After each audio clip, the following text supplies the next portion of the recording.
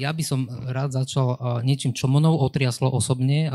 V apríli tohto roku bola terčom útoku jedna IT-čková spoločnosť, veľmi známa, myslím, že akože top líder a dodavateľ pre štát a verejný sektor a tiež ako nejaký taký security garant na Slovensku, a napriek tomu sa im stal taký útok, že proste boli dva týždne dole, a čo ja tak evidujem.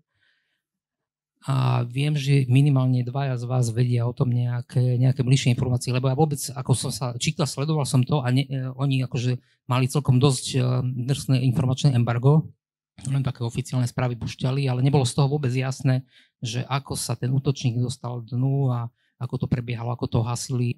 O tomto incidente som počul, a teda aj ja, aj keď sme nemenovali tú spoločnosť, výsledkom teda toho, že vlastne všetky dáta tejto spoločnosti boli zaheslované, to sa volá ransomware, vlastne, že teda dojde k zašifrovaniu všetkých dát a teraz dostanete potom taký, niekedy to vyjde z tlačiarne ako vytlačený dokument a tam je napísané, že chceme toľko a toľko bitcoinov a pošleme vám teda tie kódy, aby ste si to mohli odšifrovať tie dáta, alebo vám to dojde do mailu.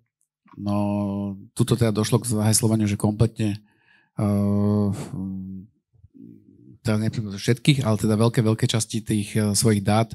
Vieme, že teda unikli osobné dáta všetkých zamestnancov, všetci si museli na novo dať vystavovať občianske aj vodičské preukazy a dokonca došlo aj k nabúraniu prostredníctvom toho poskytovateľa ich zákazníka, teda, že teda bol to distribuované ešte ďalej cez nejaké VPN tunely, ktoré vlastne boli v prevádzke, takže bol to zaujímavá udalosť, ktorá sa stala vlastne v odzovkách poprednému poskytovateľovi kybernetickej bezpečnosti. Aj pre štát teda. Ja teda rozlišujem dva druhy týchto ransomware útokov alebo vírusov alebo proste škodlivého kódu. Jeden druh je taký, čo ide vo vlnách a nie je nejak kvalitatívne, skôr sa orientuje na tú kvantitu, že aby zasiahol čo najviac firiem, a vtedy sú ohrozené aj malé stredné firmy. A druhé je nejaký cieľný útok, ktorý je veľmi dobre prepracovaný a vymyslený práve šitý na jednu konkrétnu firmu. Toto bol asi ten druhý prípad, predpokladám. Áno. Trvalo to vraj 2 týždne. Miesto pôvodu teda bolo nejaké mesto v Rusku, odkiaľ to prišlo. A teda počul som, že teda bola požiadavka na 7-cifernú sumu ako keby toho výkupného, a teda, ktorá samozrejme nebola zaplatená, lebo to akože nedáva zmysel. A teda rád by som doplnil takú prírodu, ktorú som sa dozvedel včera, o ktorej teda som nehovoril. A teda to bol vlastne spoločnosť, ktorej sa tiež stalo to, že im zašifrovali dáta. Tam došlo k tomu, že komunikoval ten hacker, alebo ako nazvať, modelovo teda odhesloval nejakú časť tých dát, aby ukázal, že teda je to naozaj on a že to má pod kontrolou. Tento dotyčný v tých bitcoin automatoch nakúpil bitcoiny cca za 10 000 eur. Tie mu poslal a na základe teda toho mu ten hacker poslal až 52 rôznych kľúčov. Teda dosť komplikovaný spôsob to bol a ešte mu dal aj odporúčanie, ako sa zabezpečiť do budúcna. Čiže to bol ten prvý prípad toho, že to bol taký náhodný, vlastne nie je úplne cieľne vybratý zákazník. A taká zaujímavá skúsenosť, teda veľa zlej energie, veľa roboty, ale teda ako tie dáta boli zachránené a ten zákazník na konci dňa bol asi nahnevaný, ale teda zachránený. No. Chalani, vy máte k tomuto, k tejto firme Data na sieti ako nejaký vlastný postreh alebo pohľad? Ja by som k tomu povedal iba toľko, že teda táto spoločnosť nie je jediná, len toto bolo veľmi medializované vzhľadom na to, že majú zákazníkov veľkých po celom Slovensku aj v štátnej správe a čiastočne zo začiatku úplne, potom čiastočne mali nedostupné služby, takže sa to hneď v médiách prevalilo. Takže nejak museli o tom informovať, čo je na Slovensku taká celkom zvláštnosť, že väčšinou tie firmy, ktoré sú nejak takýmto spôsobom postihnuté nejakým ransomwareom alebo podobným útokom, tak sa snažia to nejak ututlať, ako keby to bola nejaká hanba. Častokrát tie firmy teda robia niečo preto, aby sa im to nestalo, majú nejaké zabezpečenie, evidentne asi slabšie, keď sa niečo takéto stane, ale stať sa to môže každému a nie je úplne ideálna cesta to nejak ututlávať, práve že je fajn o tom hovoriť, ako sa to stalo, aby si z toho niečo zobrali potom aj tie ostatné firmy a nejakým spôsobom sa poučili. Takže hanba je to možno vtedy, keď naozaj, že management tých firiem, že absolútne na takéto niečo nepočúva a majú tam minimálne zabezpečenie, tak vtedy to je problém, ale väčšinou je to len tí bezpečáci, oni musia pokryť ako keby komplet celý perimeter, čo je náročné a tí zlí chlapci, tí útočníci, tak oni len hľadajú nejakú jednu malú skulinku, kadiaľ prepašujú ten svoj škodlivý kód a sú úspešní, takže oni to majú oveľa jednoduchšie. Ešte k tomu ransomwareu by som povedal, že viacero tých kyberbezpečnostných vendorov, ako aj ESET a iné firmy, sa dali dokopy v takej aliancii a združujú rôzne dešifrovacie kľúče, ku ktorým sa časom nejak dostali. Takže niekedy je aj to cesta, že keď sa niečo takéto stane, tak osloviť vášho poskytovateľa bezpečnosti, že či náhodou nemá takýto kľúč k dispozícii. Je to veľmi malá šanca, ale stáva sa to. Dokonca nedávno bol tiež taký medializovaný prípad, možno ešte o tom budeme aj hovoriť, išlo o jednu univerzitu a tam dokonca bola aj taká chyba v tom kóde šifrovacom a podarilo sa väčšinu dát aj naspäť potom dešifrovať. Hovoríš asi o univerzite. Áno, UMBčke, hej. Dobre, tak už keď si začal, tak kľudne môžeš pokračovať ďalej. Viem, že si mi aj poslal nejaké slajdy aj k tomu, aj k iným veciam. Čo sa týka tej univerzity, tak to bolo v júni tento rok. Ako viete, že v júni väčšinou teda končí letný semester, študenti odovzdávajú záverečné práce a bolo to zrovna v čase, kedy teda študenti sa snažili nahrať svoje záverečné práce do systému a systém bol úplne ochromený. Došlo tam, ešte predtým, ako vlastne vám poviem nejaké detaily, bolo tam ukradnutých nejakých 400 000 súborov, ktoré boli následne potom informovala tá skupina, ktorá za tým stála, volajú sa Medusa Group, tak informovala na Darknete, že teda majú tie dáta a čo je také celkom vtipné, že tieto skupiny, ktoré kradnú dáta, majú docela kvalitne vybudovaný helpdesk, viete sa s nimi spojiť a oni vám veľmi radi pomôžu. Vysvetlia vám, ako teda im môžete poslať tie peniaze, teda väčšinou je to nejakou formou kryptomeny, aby to bolo ťažšie vystopovateľné. A v tomto konkrétnom prípade si žiadali $500,000 za to, že nezverejnia tie dáta, ktoré ukradli a ďalší $500,000 si pýtali za to, aby sa tá univerzita dostala späť k tým svojim dátam, lebo im to zašifrovali úplne. A v minulosti na takýchto akciách, ako aj dnešná konferencia, keď som hovoril o podobných prípadoch, tak som vždy volil nejaké príklady, čo len z USA, Colonial Pipeline, bolo také dosť preflaknuté v médiách a podobne ďalšie. Dnes bohužiaľ už máme príklady aj zo Slovenska, je ich veľa, boli to alebo z Československa. Boli to také známe nemocnice v Brne, ktoré boli zašifrované, kde neboli schopní príjmať pacientov a tí pacienti museli byť prevážaní do iných nemocníc a tam vznikli dosť vážne komplikácie. Bola to koniec koncov nitrianska nemocnica u nás v minulosti. Nedávno to bol Telekom, mal podobný problém. To hovorím len medializované veci. A aktuálne teda to bola aj tá univerzita. Tam okrem tých 400 000 súborov, ktoré ukradli, tak Problém bol aj v tom, že boli zašifrované aj zálohy, boli zašifrované aj nejaké logy, takže bolo veľmi ťažké identifikovať za začiatku, že čo vlastne sa tam presne stalo. Tie ransomwareové skupiny dnes fungujú prakticky všetky takým spôsobom, že sa snažia zarobiť dvakrát. Takže najprv, keď sa dostanú do tej siete, tak sa pozrú na to, aké sú tam súbory. Prvé, čo robia, tak mažú backupy, ak tam nejaké nájdú, ak je to aj slabšie zabackupované, že je to, dajme tomu, na tých istých diskoch, kde sú aj živé dáta. tak prvé zmažú tie backupy, pozrú sa na sieťové disky, na virtuálne disky, tie sa všetky pomažú, respektíve odpoja. Následne potom tie dáta kradnú odtiaľ, keď ich majú všetky u seba, tak potom spustia šifrovanie. Takže najprv pýtajú výkupné, aby vôbec nezverejnili nejaké osobné dáta a potom pýtajú výkupné, aby ste sa vy dostali späť k tým svojim dátam. Tak toto bohužiaľ funguje. To výkupné v prípade tej univerzity, hovorím, tam to bolo dokopy $1 000 000. Tam hneď na začiatku vlastne vedenie univerzity povedalo, že takéto niečo nezaplatí. O tom, či platiť alebo neplatiť, sa vedú nejaké polemiky. Prídeme k tomu.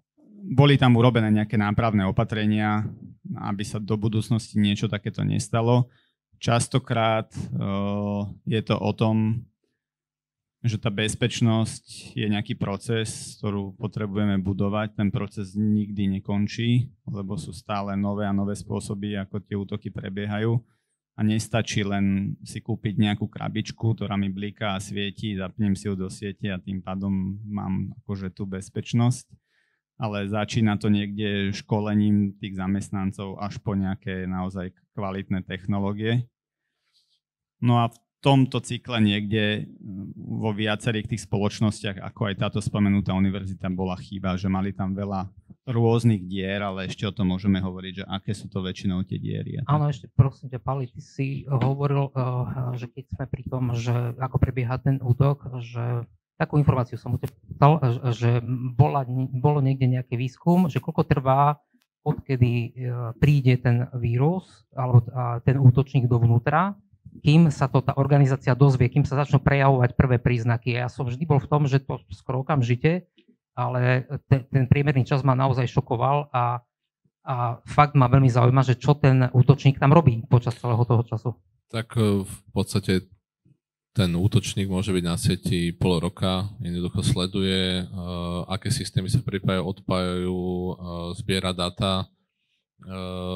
V podstate má algoritmy, ktoré jednoducho na náhodne generované domény, ktoré sa generujú na internete, posiela informácie, že som tu, na tejto sieti, žijem, OK, dostane informáciu, dobre, pozbieraj dáta, pošli, alebo len tak ďalej sleduj, ďalších, neviem, 10 dní, 20 dní, zase sa náhodne spustí, zase náhodne vygenerovanú doménu do Číny alebo do Ruska sa pošle nejaké informácie a potom, keď dostane z toho Command and Control centra informácie, že OK, tak teraz mi pozbieraj dáta, alebo stiahni tu nejaký ransomware alebo malware, tak vtedy vykoná tú aktivitu. Čiže to je veľa vecí, je to monitoringu, že keď to dáva zmysel, lebo môžete mať rôzne technológie, ale pokiaľ nemáte tú visibilitu, že nevidíte, že čo sa vám deje v tom prostredí, tak vlastne ste slepí jednoducho. A u tej bezpečnosti je také špeciálne, že my veľakrát máme monitoring systémov, že či máme dostupnú databázu, či máme dostupné servery, či sú hore, koľko, ako majú vyťažené procesory, rámky a podobné veci, diskové polia,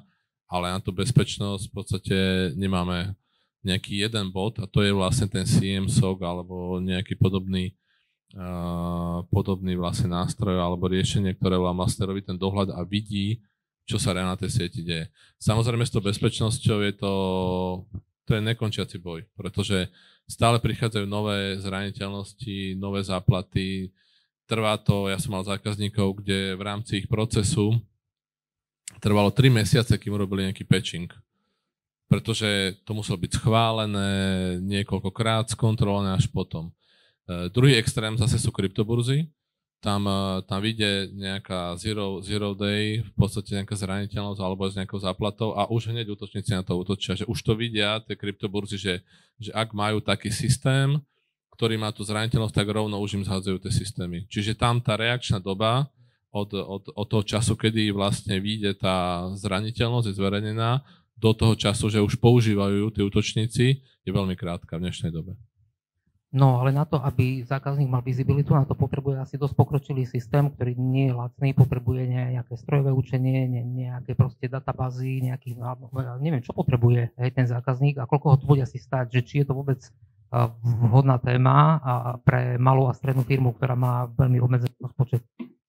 Ako ono to všetko závisí v rámci bezpečnosti, tomu hovorí od rizikového apetitu, znamená, že že firma si urobí tú rizikovú analýzu a povie si, že čo všetko má, aké má aktíva, aké sú pre ne dôležité, ako ich chce chrániť. A na základe toho vlastne by si mali povedať, že dobre, toľkoto percent z rozpočtu dáme do kybernetickej bezpečnosti.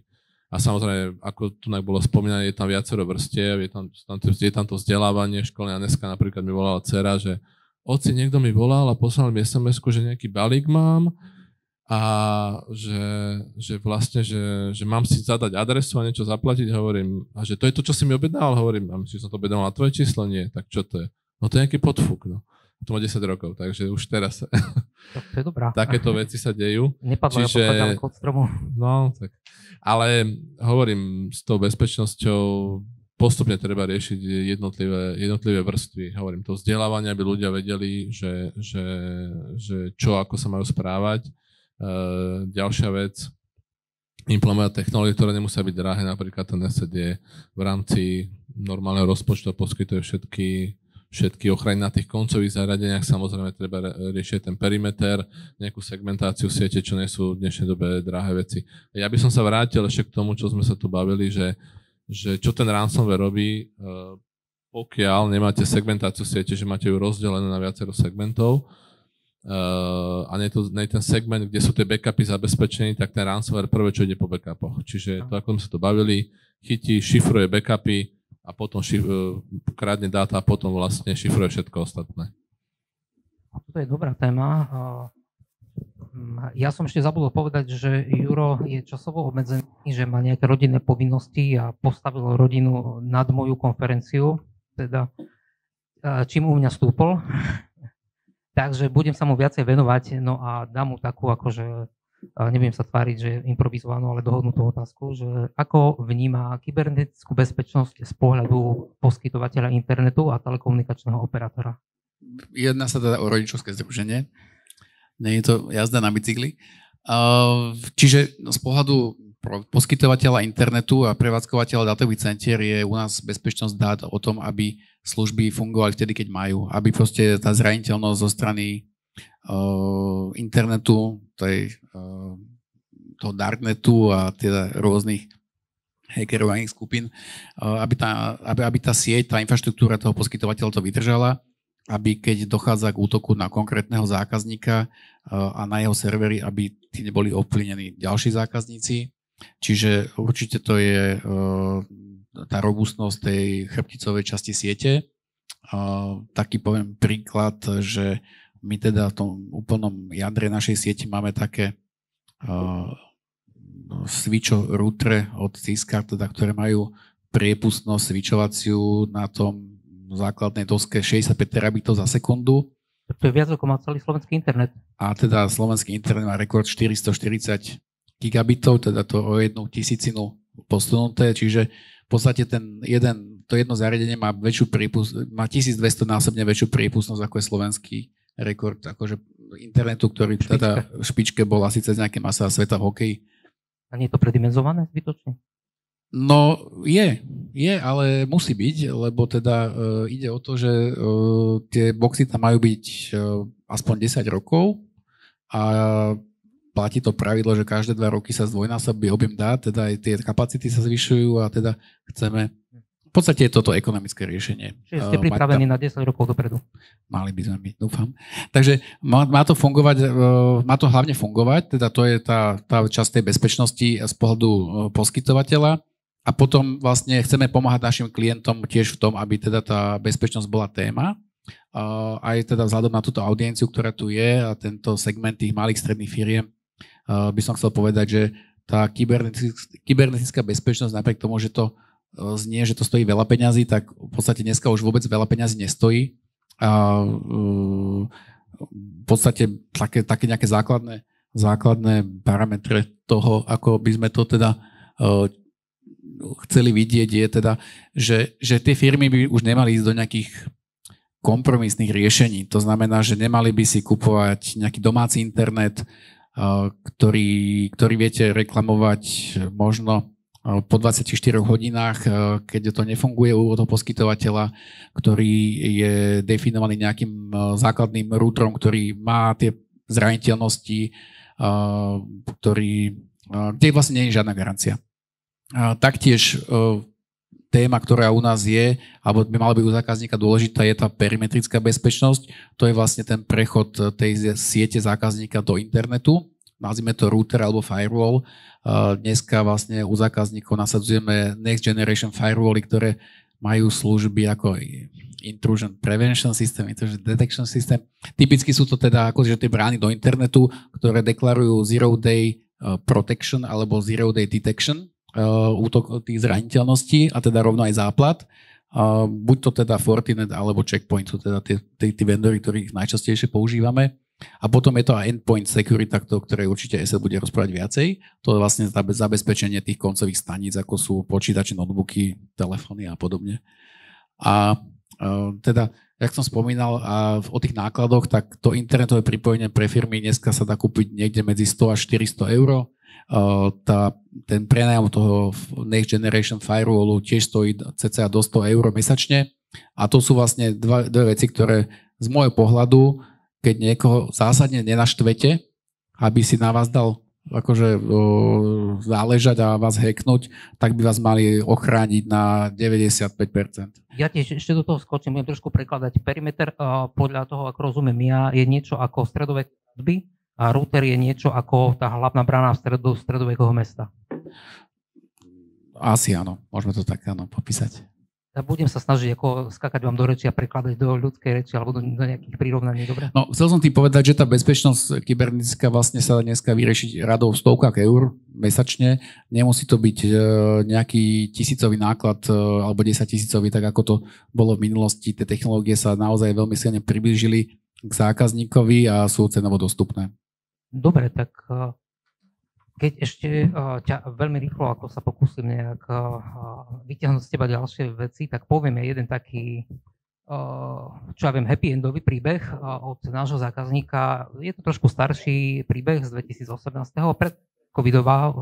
Predcovidový čas ešte. Zákazník na Račianskom mýte, malá firma účtovná, proste stala sa im nehoda, že im vybuchol kotol a čo nezhorelo, to vyplachli hasiči a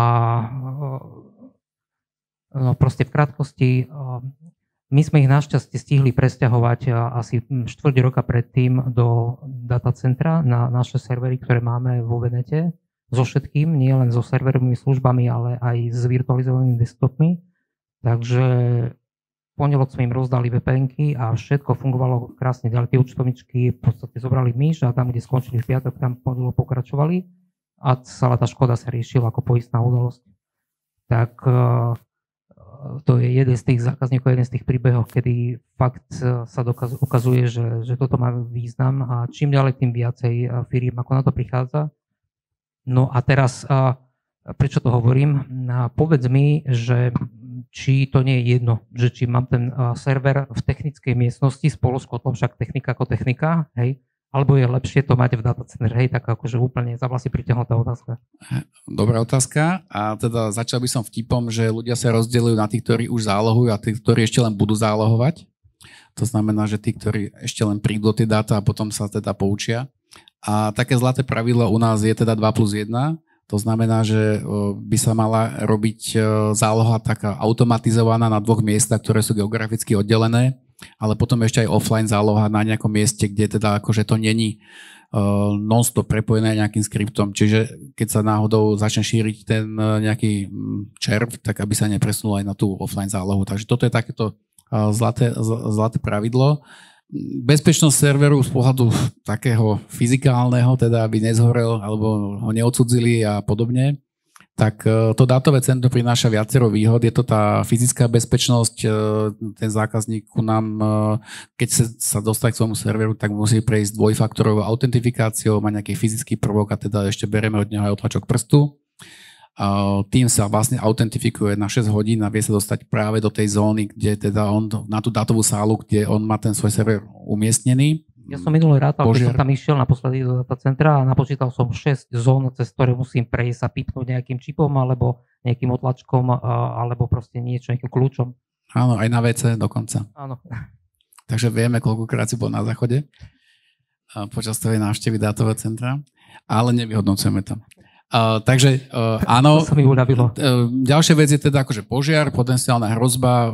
U nás teda máme automatické hasenie prostredníctvom takého špeciálneho systému, ktorý už nie je založený na plyne, ktorý teda keď náhodou dojde k incidentu, tak tie bomby treba znova akože vymontovať, odniesť, dať ich naplniť a teda je nejaký čas, kedy to dátové centrum nie je chránené. U nás to funguje trošku iným spôsobom a to takým, že vlastne my hasíme atomizovanou vodou. Je to niečo, čo bolo pôvodne vyvinuté pre také tankery a veľké nákladné lode a potom prešlo vlastne cez Holandsko, dalo by sa povedať, do sveta dátových centier. Funguje to tak, že vlastne 300 kW špirála rozbije H2O na úplne takú atomizovanú vodu, ktorá vyzerá ako hmla, ale je to ešte oveľa jemnejšie a ona, keď sa dostane do kontaktu s ohňom, tak sa zväčšia tieto atómy vody 1200 násobne, v podstate oddelia tú horiacu infraštruktúru od kyslíka a potom sa plynulo odparia a vlastne zahasia oheň a celá tá infraštruktúra funguje ďalej.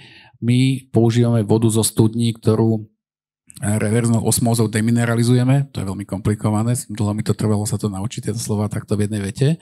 A dostávame vlastne nevodivú vodu, ktorá vlastne potom ani nemôže vyskratovať tú infraštruktúru serverov. To presne som sa chcel opýtať, že hasiť vodou servery? Áno. Máme v dvojitej podlahe aj čidlá, ktoré sú záplavové čidlá, ktoré majú hlásiť v prípade nejaké poruchy, teda že nachádza sa tam voda. Bol to problém, lebo tá vlastne nevodivá voda vlastne potom nespraví to spojenie toho okruhu a nenahlási ten incident. Tak sme to vyriešili takými slanými tabletkami, ktoré sú v blízkosti týchto čidiel, aby teda sa rozpustili a tú nevodivú vodu vlastne navodili tú vodivosť, aby teda sa spojil okruh a ten incident bol nahlásený do našho monitoringu. Takže to sú také pikošky. Ja poznám ešte jednu. Akým spôsobom sa zbavujete odpadového tepla? To je tiež celkom zaujímavé. Rôznymi, tých dátových centier máme viacero. V jednom prípade teda v rámci jednej polyfunkcie robíme predohrev teplej užitkovej vody zadarmo. Má to návratnosť 12 rokov. Teda už sme asi na konci, takže už začínajú tí obyvateľia túto investíciu, ktorú spravili, tak už začínajú mať z toho naozaj priamy efekt a osoch. A v druhom prípade robíme vlastne výhrev skladníkov vo vedľajšom areáli, takže to je také tiež niečo, čo bolo navyše investične náročné, ale teda akože nejaký efekt to prináša z dlhodobého hľadiska. A ešte som chcel povedať teda aj ďalšiu vec, že keď máte ten server na ústredí vo firme a tam sa pripájajú vaše pobočky, zamestnanci a tak ďalej, náhodou tam vypadne internet alebo teda vypadne elektrika a podobne, tak vlastne celá tá firma je paralizovaná. A keď máte tú infraštruktúru v dátovom centre, tak vlastne, alebo teda buď na vlastných serveroch alebo v nejakom cloudovom prostredí, tak vlastne do dátového centra idú 4 nezávislé optické trasy, je tam nastavená redundancia, automatické prepínanie medzi tými primárnymi a záložnými trasami. V podstate tam není ani jeden single point of failure, dokonca nútime aj zákazníkov, aby neboli pripojení iba jedným sieťovým portom do našich switchov, ale 2. Čiže aj tam, keď dochádza k servisovaniu jednej alebo buď energetickej siete, jednej alebo druhej vetvy, alebo aj tejto dátovej, tak vlastne tie služby v kúse bežia bez výpadku. Takže toto je tiež veľká pridaná hodnota toho dátového centra a toho, keď tá infraštruktúra beží tam. Tak ja by som skočil, teraz dáme slovo aj druhej strane. My teda pre našich klientov zabezpečujeme aj prípravu na ISO certifikáciu, či ISO 27001, čo je riadenie kybernetickej bezpečnosti. A mne sa to ako začalo páčiť. Najprv sa mi to zdalo, že to je čisto taký účelový blabol, čo chcú mať tam na web stránke firmy, ako že sú pekné, alebo že chcú vyhrať nejakú súťaž. Ale čím viac som sa do toho dostával a čím viac sme akože robili nejaké opatrenia, aby splňali tie firmy túto normu, tak tým viac, ako mi to začalo dávať zmysel, že vlastne to je jednoduchý návod step by step, že na čo si dať pozor a na ktoré otázky sa pýtať, tak aby som dostal uspokojivú odpoveď, že toto riziko je pre mňa priateľné. Nedá sa to ako do dokonalosti naplniť tá norma, ale že úplne stačí, že keď budem spokojný s tým, ako na tom som v každej jednej kapitole, v každej jednej oblasti. Špeciálne sa mi tam páčil register rizik, ktorý jednoduchý mechanizmus sa dá proste vyčísliť, že čo mi ako hrozí, si je tam proste Nutí to toho majiteľa alebo zodpovedného človeka si sadnúť a spísať si zoznam nejakých situácií kritických, ktoré môžu nastať a vynásobí sa tam koeficientom pravdepodobnosti, ako môže to, ktoré riziko nastať, s koeficientom dopadu, že aký to bude mať dopad a vidí z toho číslo. A keď to zoradím tú tabuľku Excelovú od najväčšieho po najmenšie, tak mi vidú tie najhoršie rizika a čo mám najslabšie pokryté. A to mi príde ako taký najkľúčovejší prvok. Akože interné audity a tie ostatné veci sú pekné, ale toto je také, že must have ako pre každú firmu. Že spraviť si ten register rizik a premyslieť si ho, povedz Pali, ty ako špecialista na túto ISO normu. Že, čo sa tebe na tom páči? A prečo by to mala mať aj malá a stredná firma? Tak v podstate všetky to štandardy väčšinou sa zavádzajú, keď sa niečo stane. To ISO je vlastne, a všetky tie ISO štandardy reprezentujú nejakým spôsobom quality assurance, to znamená, že v biznise tie strany sú si isté, tí partneri, že vlastne obidve strany splňajú nejaký štandard, čo je zadefinované v tom ISE. Napríklad tej 20 000 alebo 20 000. To je dobré, že keď máte nejakého partnera, ktorý má ISO, tak viete, že naplňa nejaký štandard a funguje tá firma nejakým spôsobom v rámci štandardu, že naozaj majú politiky, zamestnanci sú preškolovaní, majú rizikovú analýzu, čiže tým pádom aj váš biznis je menej ohrozený. A v podstate je tá vaša firma, lebo ak náhodou spolupracuje s niekým, kto nemá takúto certifikáciu, alebo teda minimálne nie je compliant, alebo teda nie je v zhode s tým ISO štandardom, tak môžu tam nastať rôzne veci. Veľakrát sa nazýva, že čierna labuť, že Black Swan, že veľa malých udalostí sa môže udiať, ktoré majú veľký následok. Čiže môže byť, že máte dodávateľa, u ktorého sa stane veľa malých čiastkových vecí a potom vám to spraví veľkú škodu. Čiže na toto je tá riziková analýza dobrá v rámci tej, či už pre biznis alebo pre tú bezpečnosť, že si viete pozrieť, že aké máte aktíva, čo sú pre vás najkritickejšie aktíva v rámci spoločnosti a ako ich viete chrániť a koľko do toho chcete investovať. Dobre. Mám tu jednu takú ako celkom zaujímavú tému. Určite radím zbystriť pozornosť pre všetci, ktorí by radi čerpali peniaze z plánu obnovy. Slovenská informačná energetická agentúra, ak to dobre hovorím, má rôzne výzvy a jedna z tých výziev je aj nejaké digitálne vouchery, alebo sú to nejaké akože dajú sa požiadať peniaze na inováciu a digitalizáciu. A práve pod tou digitalizáciou, akože je nejaký zoznam vecí, nejaké nasadenie cloudov a bezpečnosť, tak to ma celkom tak upútalo, že dá sa normálne vypýtať od štátu peniaze a nie je to málo, myslím, že tam je limit 15 000 na subjekt a môže si to požiadať aj malá, aj stredná firma. Myslím, že aj Juro k tomu vie niečo povedať a má s tým skúsenosti, aj Pali, tak poď Juro, teraz ty. Áno, zapojili sme sa aj my ako poskytovateľ tejto analýzy. Vlastne celé je to postavené na takom helikopter money na firmy. Nie je tam žiadne obmedzenie z pohľadu obratu, dĺžky životnosti firmy. Proste môžu to byť naozaj nové spoločnosti s jedným alebo aj s 500 zamestnancami. A není tam, predmetom výzvy je analýza, ktorá má mať nejaký efekt digitalizačný pre tieto spoločnosti, ak to správne hovorím, potom ma asi opravíš. Ale takto by som to povedal. My sme si u nás vydefinovali nejaké oblasti, ktoré by to mali, kde vieme tým našim zákazníkom pomôcť. Jednak je to teda kybernetická bezpečnosť a vypracovanie projektu práve pre túto oblasť. Potom je tam cloudové úložisko a zálohovanie dát. A teda je to do 15 000, keď je to do 15 000, tak tuším, je to na 3 ponuky, keď je to do 10 000, tak je to iba na jednu ponuku. Zle? Tu nie sú žiadne ponuky, lebo to nie je štátna sféra, to je súkromný sektor. Ale to obstarávanie potom toho, keď firma... No povedz ty, prosím ťa. No akože to je to súkromný sektor takto. Ako celý, toto je jeden z tých projektov, alebo víziev, ktoré boli predtým aj výzvy, myslím, že do 200 000 na preškolovanie zamestnancov a vlastne všetko je to z plánu obnovy. To znamená, že vlastne ako sme si požičali tých 7 či 8 miliárd, tak vlastne tam sa napísali jednotlivé kroky, že vlastne ako naštartovať tú ekonomiku po covide. Že vlastne tam bola tá celá tá idea. No a vlastne tieto výzvy postupne vychádzajú.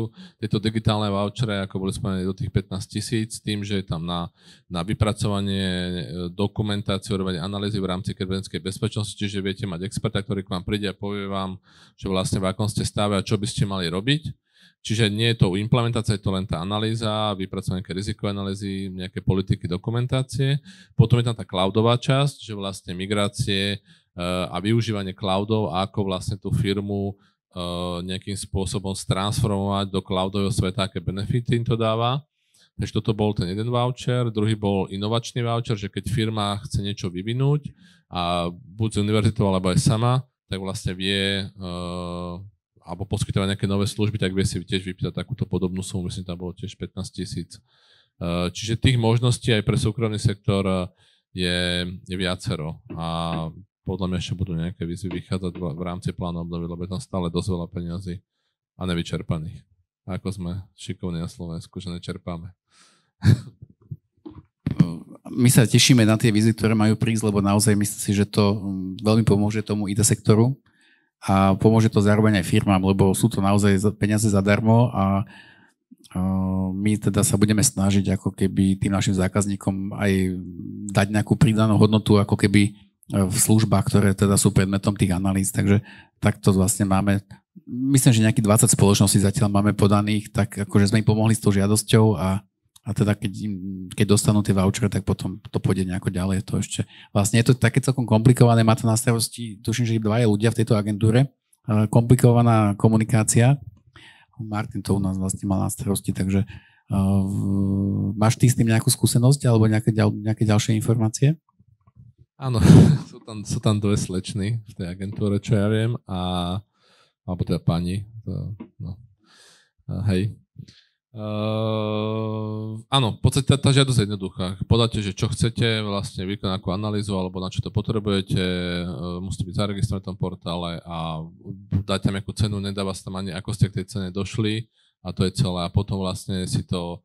Tam je dôležité povedať, že musíte mať nejakým spôsobom potvrdenie od toho budúceho dodávateľa, že má na to vedomosti, má na to zdroje, že aby vám vedel tú analýzu alebo tú aktivitu vykonať a v rámci nejakého plánovania času, keď vy budete potrebovať tú aktivitu, bude mať tie resursy pre vás dostupné. To musíte mať potvrdenie, ale nemusíte ísť nejakým systémom verejného obstarávania.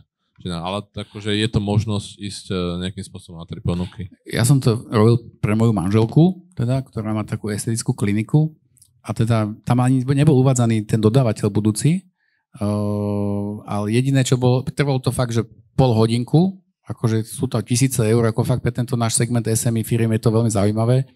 Jediné, čo bolo komplikované, bolo, že miesto dodania služby bolo treba napísať adresu firmy a k tomu dať tie katastrálne údaje. Že naozaj, že parcela a toto, tak bolo treba ísť na portál akože katastra a tam si skúsiť nájsť teda tú informáciu, že aká je to parcela, aké má číslo súpisné a proste tak toto bolo akože najkomplikovanejšie v tom celom.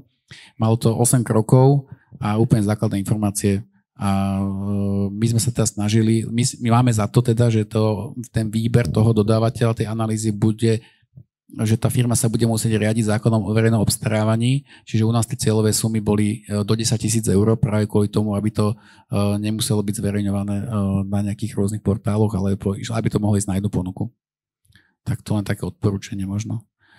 Tak Takže keď to zhrniem, tak mám šancu si požiadať, alebo ktokoľvek tu má šancu si požiadať na digitalizáciu, to znamená nejaký návrh bezpečnostného riešenia do 15 000 a 80% štát ako z celkových nákladov preukázaných štát preplatí práve takúto sumu, keď tomu dobre rozumiem. Tak je to prvá z týchto víziev, určite budú aj nejaké implementačné výzvy, na to sa tiež tešíme. To bolo aj predtým, ale to robila iná agentúra pod ministerstvom hospodárstva a tí robili zase výzvu, tiež to bolo myslím v takomto objeme, neviem, či nebolo až dokonca, alebo tak okolo 10 000 a to bolo na audity kybernetickej bezpečnosti, že či sú firmy, alebo v akom stave sú firmy a ako dokážu odolávať tým útokom. A čiže bol to vlastne pre súkromný sektor, nie pre štátny sektor? Mne sa zdá, že dokonca na jedno IČO je to limitované do 200 000 eur, takže vlastne akože dá sa čerpať, je to zaujímavá oblasť. Kľudne tuto cez Ondra vlastne viete riešiť tie veci a také akože relatívne za málo peňazí, relatívne dobrý efekt. Dobre, tak ja by som asi týmto uzavrel prvý blok a... Chcel som povedať, za málo času, veľký efekt. Tak. Dobre. Stoličku po Jurovi Lustoňovi obsadil náš nový speaker Robo Lipovský z ESETu. Poprosím potlesk, aspoň symbolicky. Je to špecialista na pokročilý malware a researcher, ale asi nám niečo povie sám o sebe, že čo robí, lebo ja som veľa nerozumel, keď mi vysvetloval, že čo robí. Zdravím, dobrý večer. Áno, ja sa venujem tomu základnému výskumu. Vediem tým výskumníkov hrozieb tu v Bratislave. A čo to znamená základný výskum? Čiže naša úloha je pochopiť to, ako tí útočníci rozmýšľajú, aké aktivity vedú, aké trendy sa dejú, ako sa to mení, ako sa to vyvíja. A výsledok tohto výskumu, alebo teda výsledky sa pretavujú do takých dvoch rovín, troch teoreticky.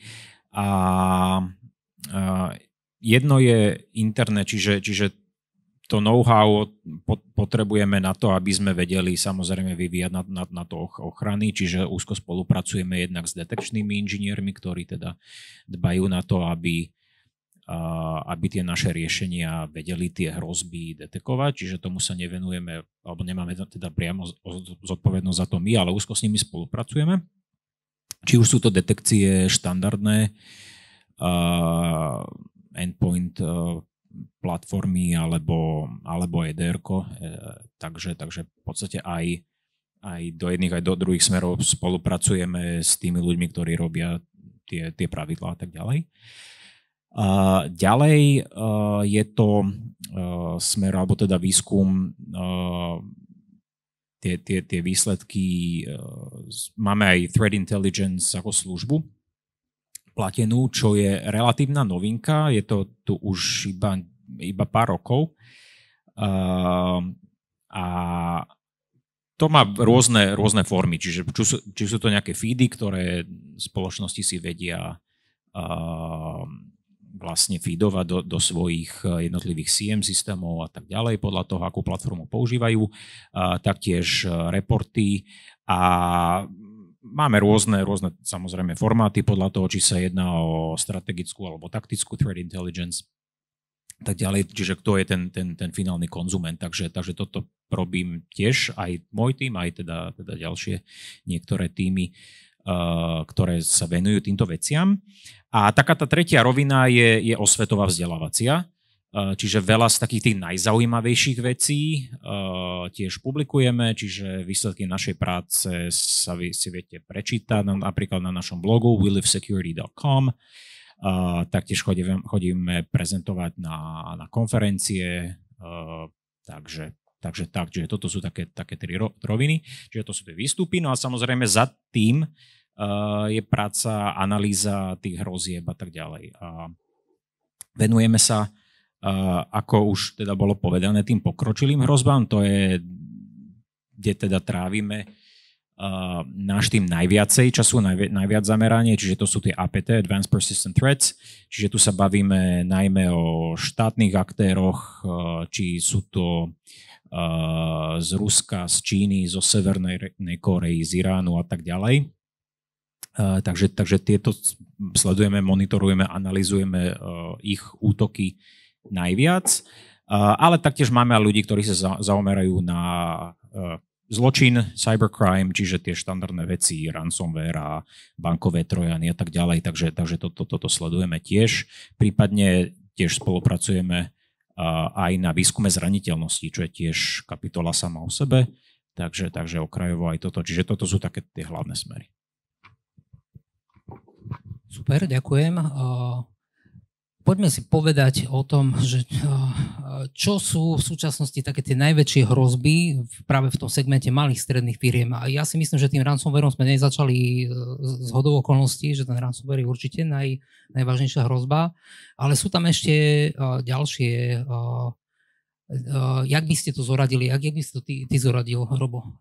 Tie typy hrozieb podľa nejaké priority? Že na čo by si malá firma mala dávať pozor? Tak tí útočníci sú veľmi kreatívni a žiadne z týchto fóriem útokov nie sú vyslovene nové.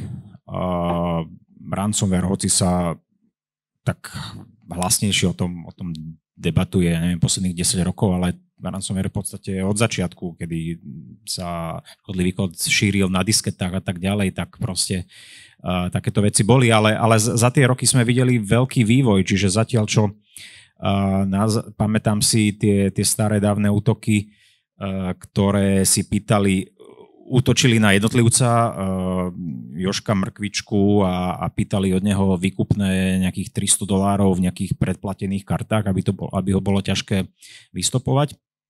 Tak v dnešnej dobe sú to špecializované gangy, ktoré teda spolupracujú.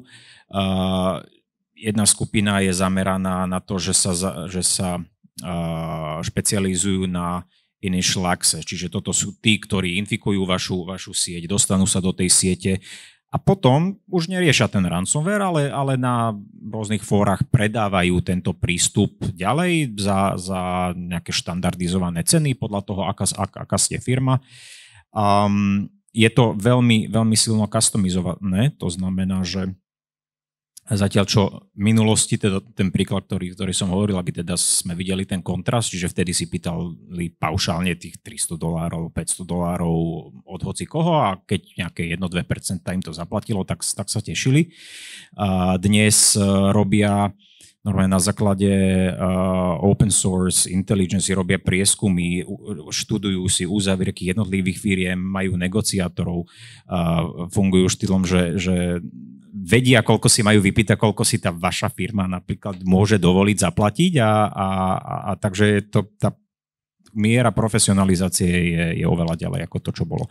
Toto je to najviac, s tým súhlasím. Sú aj tie, v minulosti sme videli, spomenul som tie bankové trojany a tak ďalej, tak tento banking malware vydáme tiež, ale je to oveľa v menšom rozsahu, pretože sa im to jednoducho neoplatí. Tí útočníci, teda keď sa bavíme teraz o tých zločincoch, cybercrime, nie o tých APTčkách, tak oni idú potom, kde majú najväčší return on investment, čiže keď si zistili, že toto sa im najviacej práve oplatí, robiť tieto špecializované ransomwary a hovorím, že tam je veľká diverzifikácia, čiže tie gangy nie sú len ransomwareové, tie gangy sú initial access, potom sú tí money mules a tak ďalej. Proste je to veľmi, veľmi diverzifikované, špecializované tie jednotlivé skupiny, čo robia. Ale prišli na to, že je to oveľa väčšia babračka infikovať niekoho nejakými bankovými trojanmi a potom tam robiť nejaké transakcie a väčšinou to banky, nie vždy, ale častokrát to banky vedia, keď teda je to nahlásené na políciu a tak ďalej, revertovať. Hlavne teda, ak sa bavíme o platobných kartách, tak zistili, že OK, to sa moc neoplatí. Keď samozrejme, že nabúrajú ten váš účet napríklad, tak vtedy je to horšie. Čiže toto stále vidíme, ale vo veľa menšej miere, ako to bolo v minulosti. Dobre, ja som skôr mieril na to, že ako sa často hovorí, že najväčšia zraniteľnosť sedí ako medzi stoličkou a klávesnicou a fakt je toto podľa mňa akože top 2 hrozba, alebo možno, že až top 1, nie že cieľený útok, ale práve akože zraniteľnosť toho živého človeka, na ktorého proste mieria akože stovky rôznych typov, ako rôzne phishingy, skémy, sociálne inžinierstvo, najrôznejšie typy správ podvodných, maily, SMS-ky, telefonáty, dokonca ja mám známeho, ktorý má 75 rokov a normálne a zdravý človek, akože lucidný, hej, a nenaletel tak hoci komu, hoci čomu a vyšlo najavo, že on ako zdvihol telefón, rozprával s niekým a ten niekto ho zmanipuloval do toho, aby mu ho prihlásil do svojho počítača, dal mu tam remote access a dovolil mu tam inštalovať nejaké veci. Takže ako tí podvodníci sú dnes veľmi sofistikovaní a chalani, kto si trúfate ako k tomu povedať niečo. Podilo. No, už sme to tu aj naznačili, však aj Robo hovoril, že jedna z tých činností je práve aj tá osveta a aj to, čo tu dnes robíme, kvázi, aj kvôli tomu, aby vôbec ste mali nejaké vyššie bezpečnostné povedomie. A áno, že ten problém medzi klávesnicou a stoličkou, že to je taká celkom že známa vec. Napríklad u nás vo firme máme tím, ktorý sa venuje tomu, že robia phishingové útoky priamo na nás. Samozrejme to robia neohlásenie, vždy je vytipovaná nejaká skupina a musím sa priznať, že ja ako človek, ktorý robí security viac ako 15 rokov, som tiež raz naletel a bolo to v čase nejakom vianočnom, kedy mi prišiel nejaká informácia o vianočných odmenách, ja som zrovna telefonoval, mal som telefón na uchu, zároveň som si klikal myškou a videl som teda, že prišiel tento mail, tak popri tom, ako som telefonoval, tak som si ten mail otvoril a ten mail mal takú štruktúru veľmi, veľmi podobnú, ako zvykneme dostávať maily, aj čo sa týka hlavičky, aj tej formulácie. Potom som si všimol, že boli tam nejaké veci, podľa ktorých som to mohol zbadať, ale práve je to o tom, že vy keď viete, že ukážem vám, toto je phishingový mail a viete o ňom, že je phishingový, tak už tam tedy nájdete tie jednotlivé znaky, podľa ktorých sa to dá určiť, ale väčšinou teda o tom neviete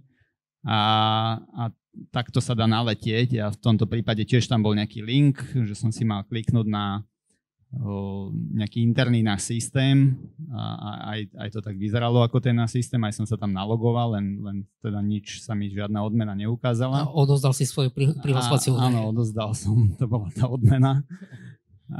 Takže som si musel okamžite zmeniť credentials. Ale potom teda odtedy sa tak bojím otvárať interné maily, že už aj tie maily, ktoré sú v poriadku, tak vždy čakám na kolegov, že či už to otvorili.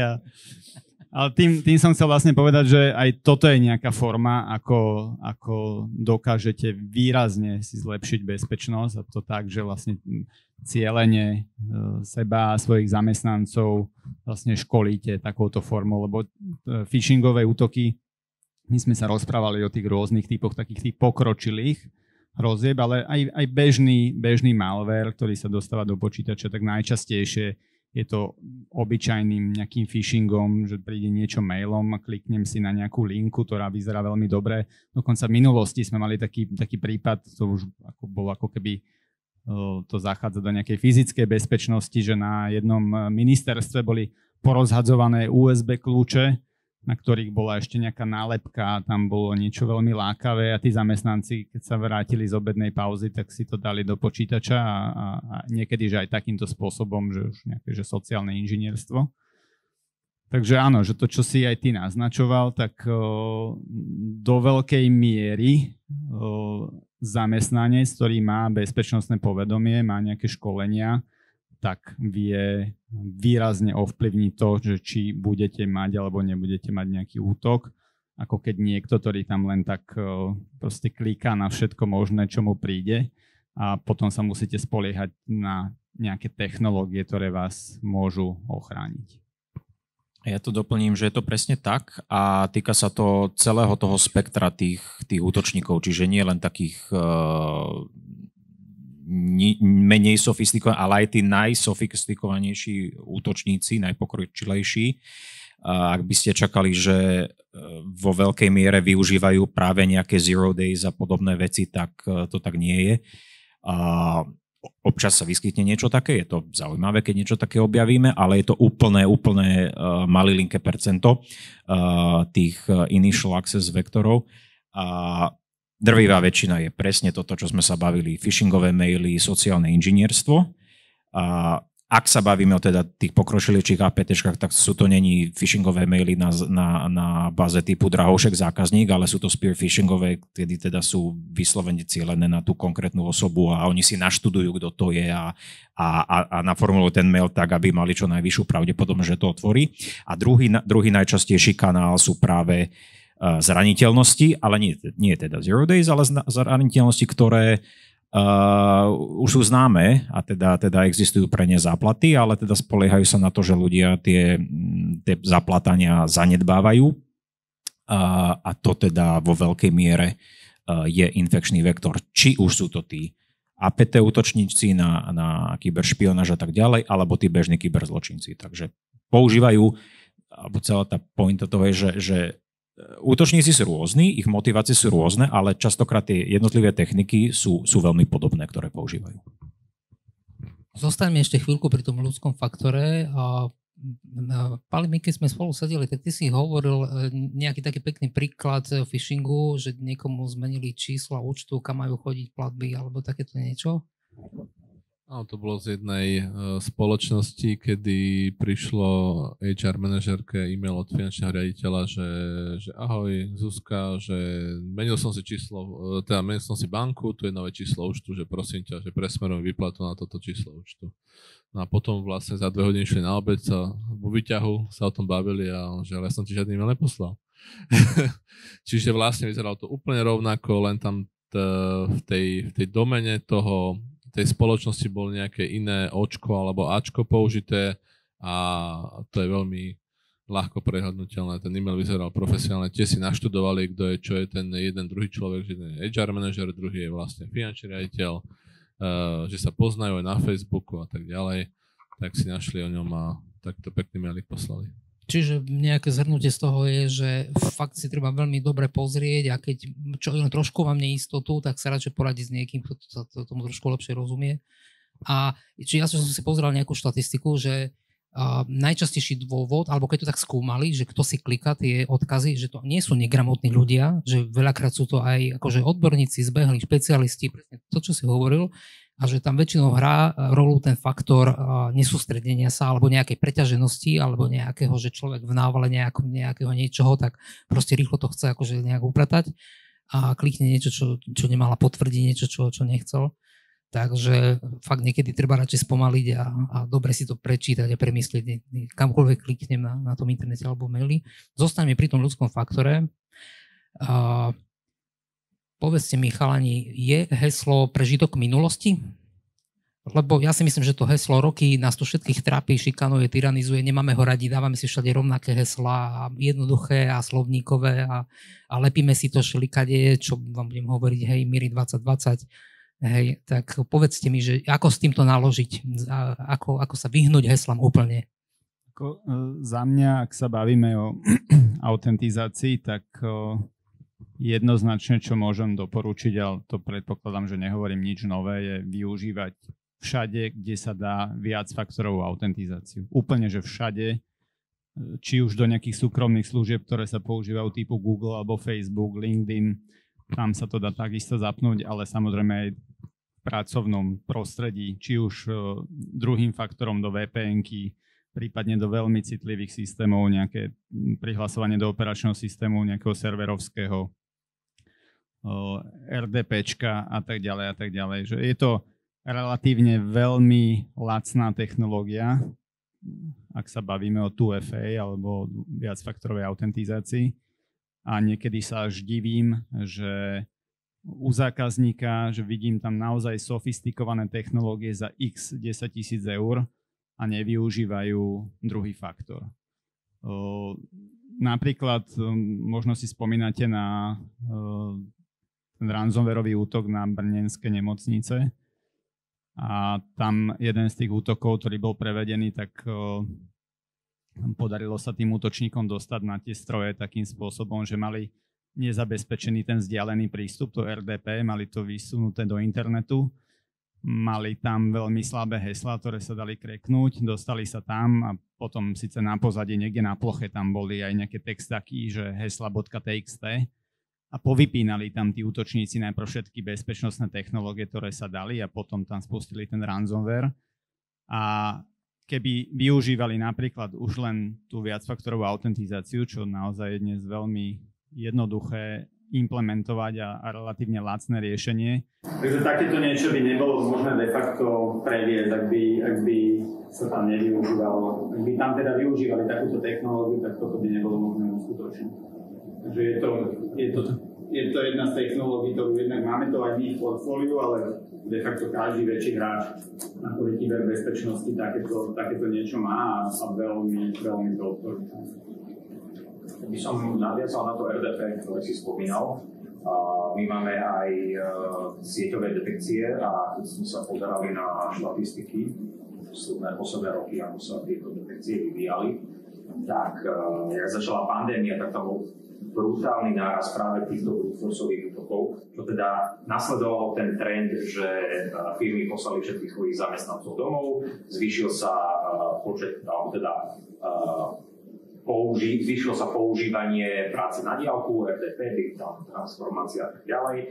A ľudia ešte neboli, možno niektoré firmy nemali zabehnuté práve tieto bezpečnostné mechanizmy, ktoré si teda spomínal. A my sme to videli práve v štatistikách, že tie brute-forceové útoky, ktoré sa snažili prelomiť tie heslá na RDP, na začiatku pandémie, že tam bolo niekoľko 1000% nárast týchto útokov, držalo sa to niekoľko mesiacov, až v podstate priebehu toho roka sa tu držalo veľmi vysokých číslach a tu sa teda bavíme, že miliardy zablokovaných pokusov o prelomenie tých RDP účtov v priebehu mesiaca, čiže to sú naozaj obrovské čísla. Ale v poslednej dobe to ide dole a opäť to kopíruje to, ľudia sa pracujú postupne do freelancer a teda work from home menej a samozrejme sú tam aj iné faktory a postupne zaplátajú sa Microsoft vytvoril nejaké bezpečnostné operačné, tak zistiu, že sa im to až tak veľmi nevypláca, takže opäť to vidíme. Takže určite dvojfaktorová autentizácia. Ja ešte tomu ľudskému faktoru by som povedal, počul som taký príbeh, tiež nejaký kyberexpert, ktorý rozprával na takom fóre, že ako prebiehalo odstavenie iránskeho jadrového programu, že Američania si objednali cieľený útok, ale nie cez internet, lebo tak nemajú pripojený internet tieto veci, ale že takýmto spôsobom sa dostali dovnútra a zničili, zmazali im ako kompletne všetky systémy, že na trhu, niekde ako v Iráne, predali 400 kľúčov krásne zabalených, USB kľúčov, a že 2 z toho sa dostali dovnútra a spustili nejaký kód. Tak ty si mi pali hovoriť tiež nejakú podobnú výsledku na USB kľúče. No, to bola letecká spoločnosť, čo vyvíja stíhačky, pobrali úplne ako zo Číny. Nejaká čistá firma, dali mu tiež na OSPčku rôzne veci, materiály, čo robia, ako robia. No, s tým došiel do Anglicka a pustil to, no a vlastne tiež tam doniesol nejaký malware. To si odskenoval sieť, našiel si, že kde sú vlastne tie dáta a vytiahli si dáta v nových stíhačkách. Alebo nové stíhačky. Číňania začali vyrábať, no a vlastne začali s tým lietať, zistili po polode, že tie stíhačky padajú. No vlastne oni potom zistili, čo im chýba, sú informácie o tých všetkých dodávateľov, lebo nevedeli, aké v podstate tam mali tie chladiace maziva a takéto kvapaliny, čiže vlastne tie ostatné veci nemali informácie. Čiže vlastne si musel celý chain, že vlastne nielen toho výrobcu, ale dodávateľov hackovať, aby mali všetky informácie, takže tiež to bol ľudský faktor. A teraz mám to ešte jeden príklad, to som mal ako kolegu v Dánsku a tiež to bol ľudský faktor, že vlastne pripojili si, to boli švédske aerolinky, pripojili svoj objednávkový systém napriamo do internetu, no bol koľko, asi 13-14 rokov, to sa tam dostal, no a začal kamarátom letenky dávať. Proste normálne systém sa na to napril, padli IPčka a proste potom zistili, že sa asi $300,000 škodu. Aj ho chytili, no ale nič mu nemohli, lebo tam nebol žiaden banner. Hovorím, že toto je interný systém, nič, takže sa nič nestalo. Ale chlapci lietali zadarmo švédskými aerolinkami. Čiže toto je asi taký druhý faktor, že tiež ľudský. Počúvate, ja to tu tak počúvam, tak mám pocit, že to nie je otázkou, že či budem napadnutý, ale kedy a ako. Hej, budem napadnutý a A z toho vyplýva, má to vôbec význam sa brániť? Nestačí mať nejaká security by design a proste sa zmieriť s tým, že budem napadnutý a kúpiť si radšej nejakú poistku na to? Tak aj tie poistky, ako sú poistky v rámci kybernetickej bezpečnosti, niektoré firmy s tým prichádzajú s tým, že samozrejme akože dáva to zmysel z pohľadu toho manažovania rizik v rámci spoločnosti, ale samozrejme aj pri tých poistkách musí byť splnená nejaké základné pravidlá. Takisto, keď napríklad niekomu ukradnú dáta, osobné údaje GDPR a podobne, tak sa vždy analyzuje, že vlastne, čo spravil on preto, aby ochránil tie dáta. Keď nespravil nič, tak dostane najvyššie pokuty. Keď vlastne už urobil nejaké kroky, že mal politiky, mal pravidlá, mal školenia, mal nejaké endpointové zariadenie, povedzme od desetu, aby chránilo tú koncovú stanicu a tak ďalej. A napriek tomu vlastne bol to nejaký sofistikovaný, tak vlastne tie pokuty sú nižšie. Ale pokiaľ nespravil nič, tak jednoducho dostane, alebo mal by dostať teda plnú pokutu. Čiže tu niekto tiež tak, že pokiaľ si niekto vybaví poistenie, napríklad aj na ten ransomware, že keď vlastne chytí a všetko zašifruje, celá firma je paralizovaná, nefunguje a príde ten tým tých špecialistov, ktorí sú fakt drahí, tak ako vedia to z toho pokryť, ale samozrejme musím dokázať, že urobil predtým nejaké kroky na ochranu tých údajov a tých aktív, ktoré má v tej spoločnosti. Takže má to význam a treba to robiť, treba sa proste chrániť nejakým spôsobom. A taktiež treba pamätať na výnimky, ako bežne býva pri poisteniach, napríklad mnohé majú vo výnimkách APT útoky, ktoré sa klasifikujú ako kybernetická vojna. Príklad, keď v 2017 bola epidémia NotPetya, ktorá paralyzovala množstvo bežných firiem, ktoré teda neboli primárnym cieľom tohto útoku, tak toto by napríklad to poistenie, väčšina tých poistení nepokrývala. Jasne, a vôbec, ako mne to príde tak ako z etického hľadiska veľmi sporné kúpiť si poistenie na ransomware, lebo kúpim si poistenie, dostanem ten ransomware a ja zaplatím tomu vypálnikovi, poisťovňa to zaplatí mne a ten vypálnik ma považuje už za dobrého zákazníka, verného zákazníka. Tak ma napadne znova. Tamto poistenie, ale teda veľa tých služieb, čo som ja videl v zahraničí, je to, že ani nie na zaplatenie tomu útočníkovi, ale na to, že príde ten tým a vám v podstate odstráni ten ransomware a pomôže, čo nie je tiež lacné. Čiže to bolo na tú remediáciu skôr, na to odstránenie tých, ale samozrejme, že sa tu dosť bavili o tom ransomware, s tým platiť, neplatiť. No, nie, vždy je to vhodná vlastne nikdy metóda, lebo vy nemáte vôbec žiadnu garanciu, že tie šifrovacie kľúče, ktoré vám dá, vám naozaj odstránia tie veci. No. Alebo ťa odšifrujú, čiže nie je to cesta. Čiže to rozhodnutie rektora tej univerzity máte veľa, bolo nielen statočné, ale aj múdre? Určite áno. Boli aj iné prípady, napríklad bola to medializovaná spoločnosť Mespoma, ktorá na Slovensku má, teda nielen na Slovensku, ale celosvetovo nejakých 30 miliónov obrat. A oni takisto boli obeťou ransomwareu, pýtali po nich nejaké dosť vysoké, niekoľko 100 000 výkupné, ktoré sa rozhodli nezaplatiť. A na to, aby vlastne obnovili tie systémy, tak museli oni vynaložiť prostriedky zhruba vo veľmi podobnej sume, ako si pýtali tí útočníci. S tým, že tak ako aj bolo povedané, že nikdy tam nie je zagarantované, že teda či ten dešifrovací kľúč poskytnú. Na druhej strane, ako aby nejak fungoval ich business model, tak mali by ho poskytnúť, lebo potom by im to celé padlo. Ďalšia vec je, že oni, dneska ten ransomware, jak som spomínal, že to výkupné pýtajú dvakrát, že najprv, aby vlastne nezverejnili tie dáta, ktoré vám ukradli, to je ten prvý krok, a potom, aby ste sa dostali späť k tým dátam. A takisto je dosť problém sa spoliehať na to, že keď niekomu zaplatím, že či ma nebude o rok znova vydierať, že tie dáta niekde zverejní. Takže ja ako za mňa hovorím, že nie, že neplatiť. Ale stretol som sa napríklad s tým u našich partnerov, že dokonca tam vznikajú mali že nové pozície, že sú to ľudia, ktorí nejak negociujú s týmito útočníkmi a dohadujú sa na nejakom rozumnejšom výpalnom Je to akože aj z nedávnej praxe, ale nemôžem menovať ani partnera, ani toho zákazníka, ktorý sa stal obeťou takéhoto niečoho, ale takže Boh vie, že kam sa to posunie, ale lepšia cesta je mať kvalitne zabezpečené tie systémy. Dokonca to, čo aj Paolo na začiatku hovoril, že ty si sa pýtal, že či teda nehodiť flintu do žita, že však aj tak budeme niekedy raz napadnutí. Áno, že žiaden seriózny security vendor vám nevie zagarantovať 100% bezpečnosť. Ak to niekto robí, tak klame alebo zavádza, lebo sa to nedá.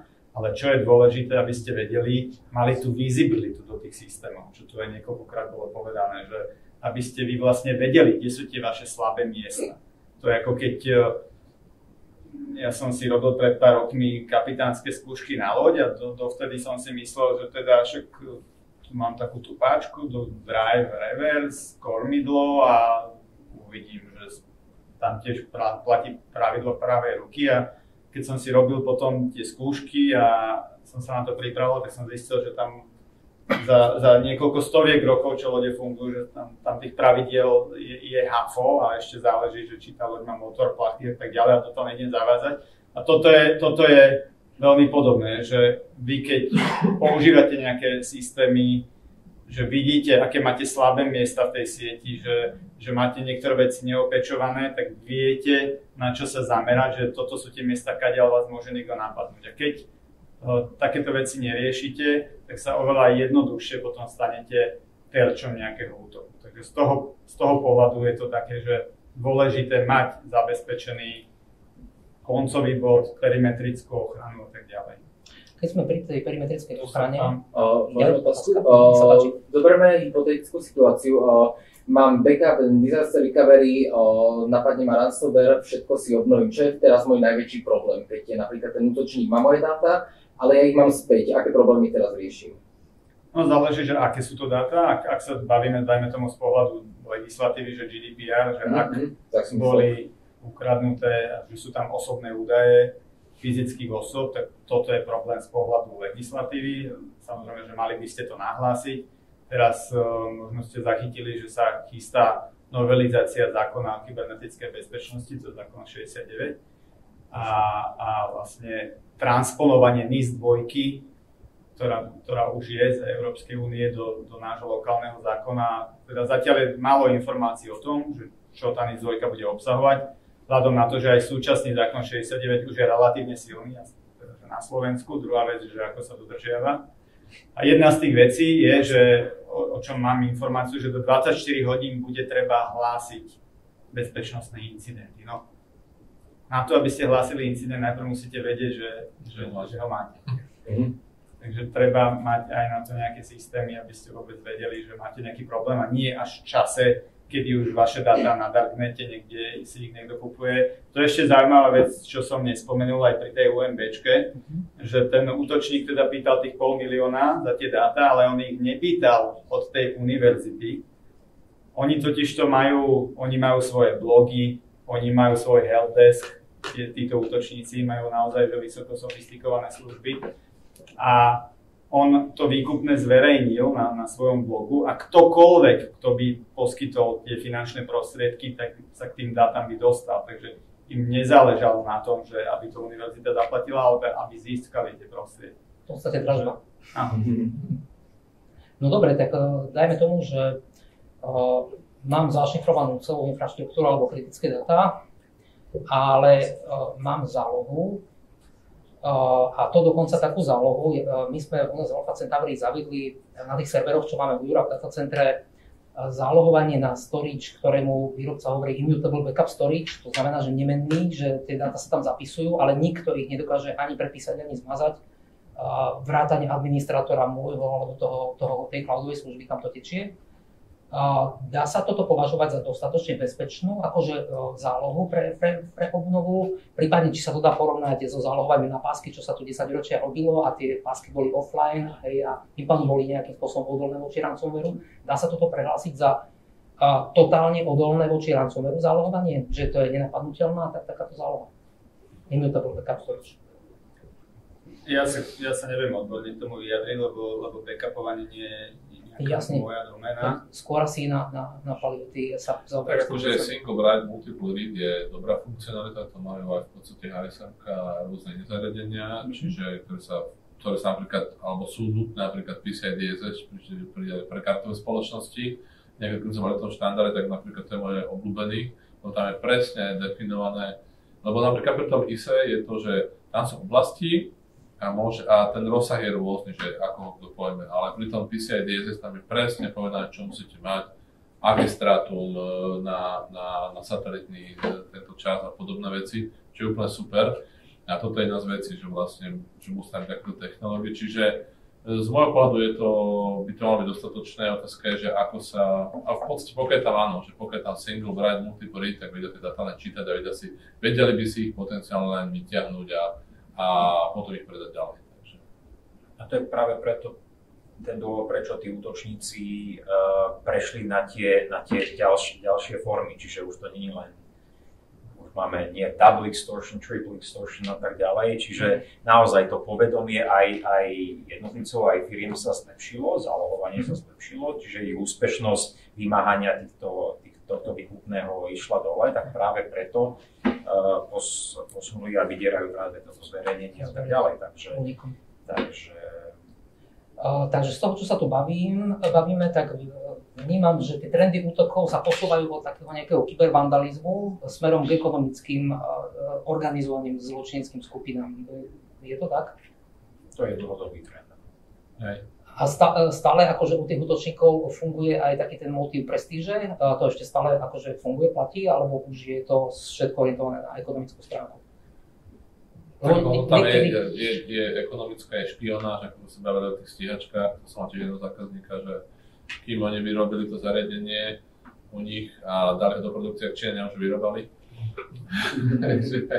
To bolo tiež také, že keď vyvíjate a dáte to milióny, tak nie je to veľmi príjemné. Čiže tam tých motivácií je viacero. No. Potom sa tie politické útoky, čo robia v podstate Rusi, napríklad my sme mali vyhlásenie niečo proti Rusku a už útočili na teplárne a podobné organizácie Rusi, čiže tam tých motivácií je viacero. No. A samozrejme pri takýchto útokoch, keď sa robila meteotrésky, tak môžu byť aj vlastne segment zasiahnutý. Čo sa veľakrát stáva teda, že. Lebo v podstate napríklad ja doma, keď som mal nejaký profesionálny firewall, teda mám stále profesionálny firewall, tak tam vidím, že čo všetko z Číny alebo z Ruska skenujú, či mám nejaké FTPčka otvorené doma, v podstate to beží na internete, o tom neviete. Preto aj čo sa tu bavili, že také tie maličké routere, v podstate SOHO, čo majú v sebe router, firewall, všetko, neviete tam ani nejaké pravidlá nastaviť, sú naozaj dostatočné, pretože cez to prejde všetko. Čiže ja, keď som mal také zariadenie od nejakého dodávateľa alebo internetu, tak som mal za tým svoj profesionálny firewall. Jasne. Takže.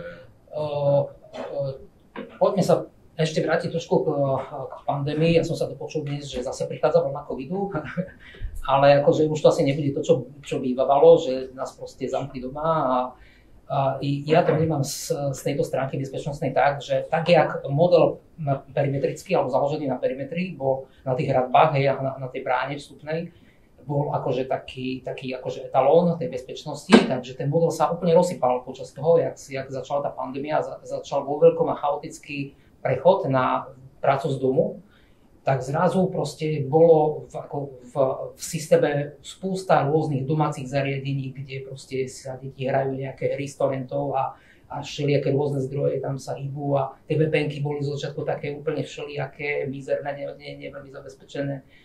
A ja som mal taký pocit, že úplne sa zrútila ako celá táto architektúra postavená na perimetri. Že ako sa s tým vysporiadala security oblasť.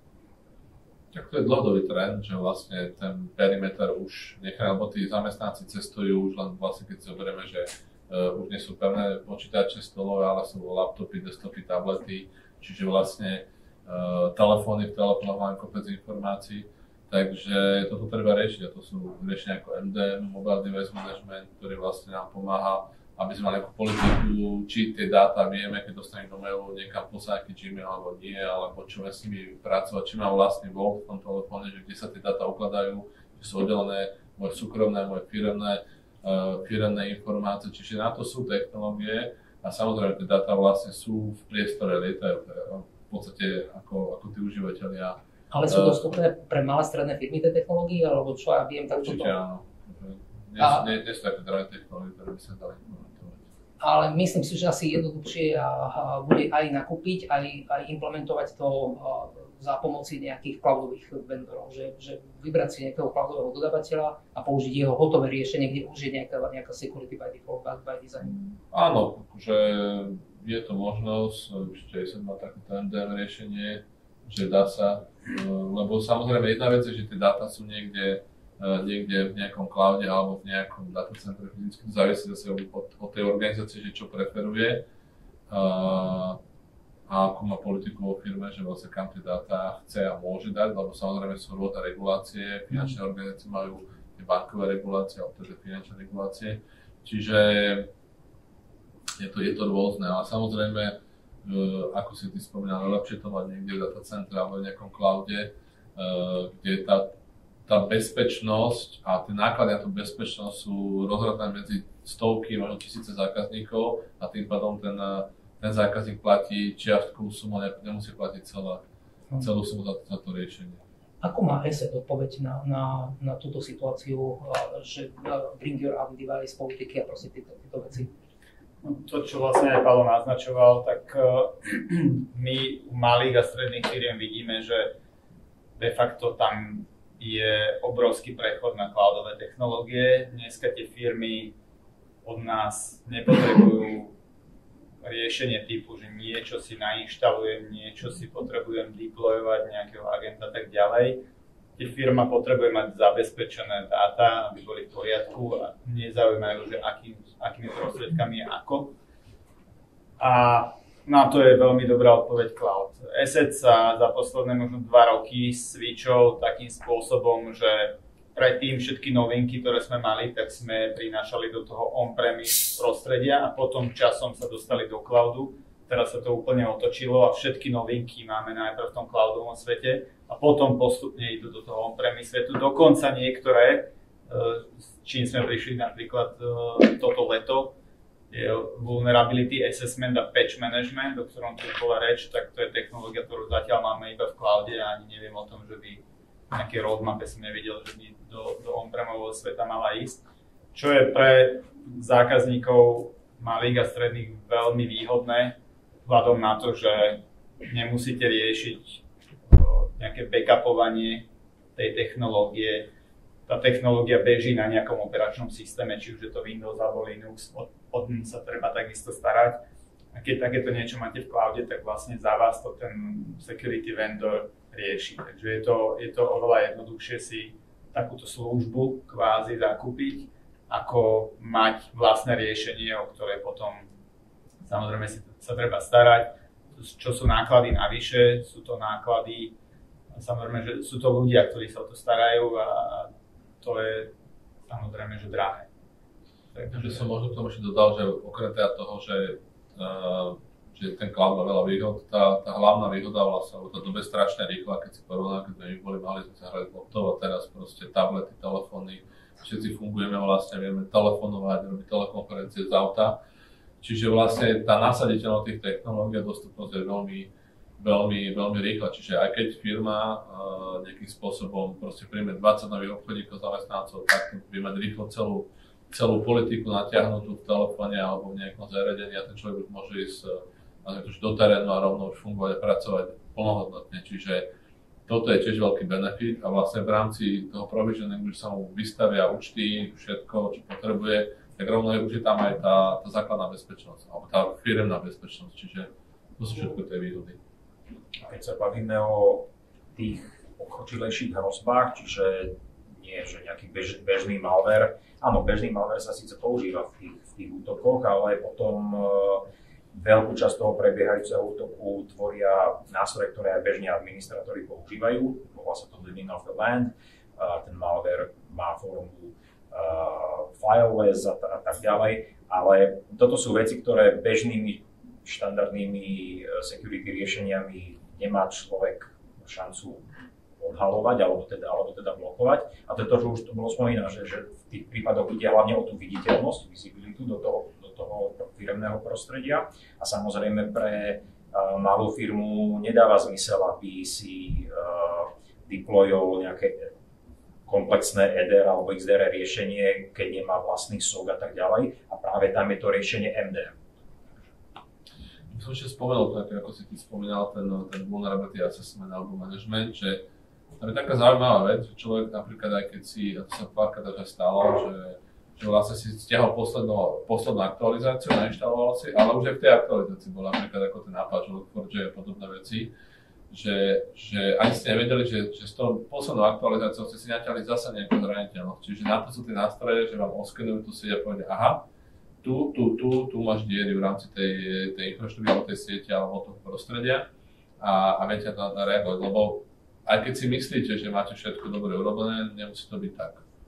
Takže to bolo tiež také zaujímavé zistenie, že vlastne, lebo zase tam je ľudský faktor. Tí, čo robia tie patche, sú ľudia, ktorí vlastne to konektujú, testujú a ak tam náhoda sa neurobí, ale toto bolo vlastne viac menej taký zero day, že nejaká nová zraniteľnosť, čiže neumyselne nejakým spôsobom sa to vnieslo do tých patchov.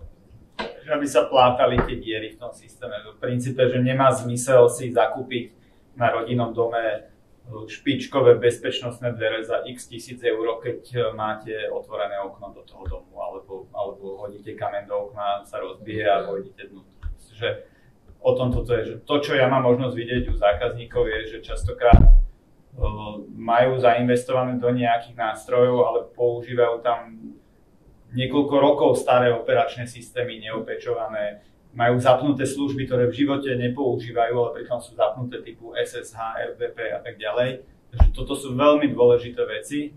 Nie je to len o tom, čo som na začiatku povedal, že zakúpim si krabičku, pichnem mu do siete, ona mi tam blíka, svieti, tak teraz som už ako bezpečný, ale skôr plátať tie diery, lebo tí útočníci, im stačí naozaj nájsť tú malú skulinku, kadiaľ ten svoj škodlivý kód prepašujú a vy potrebujete naozaj ochrániť čo najväčšie, ten celý perimeter tej vašej siete. A malá stredná firma nemá veľmi rozpočet si to riešiť v vlastnej režii, tak asi je dobré to, čo si hovoril, že spoľahnú sa na nejakého veľkého vendora, na nejakého partnera, na nejakého cloudového operátora alebo proste na nejakú firmu, ktorá rieši tú bezpečnosť nejakým centralizovaným spôsobom a má pod kontrolou aj ten patch management, aj veľa vecí. A vôbec ako vnímam ten trend, že všetko prechádza do módu ako služba. Tak ako sa niekedy cloudové tie módy ako predávali alebo označovali, že infraštruktúra ako služba a software ako služba, tak v podstate už to máme dokonca aj ransomware ako služba, phishing ako služba, hej, takéto hrozby, že ja si dám napísať na mieru, hej, nejaký útok ransomwareový alebo phishingový.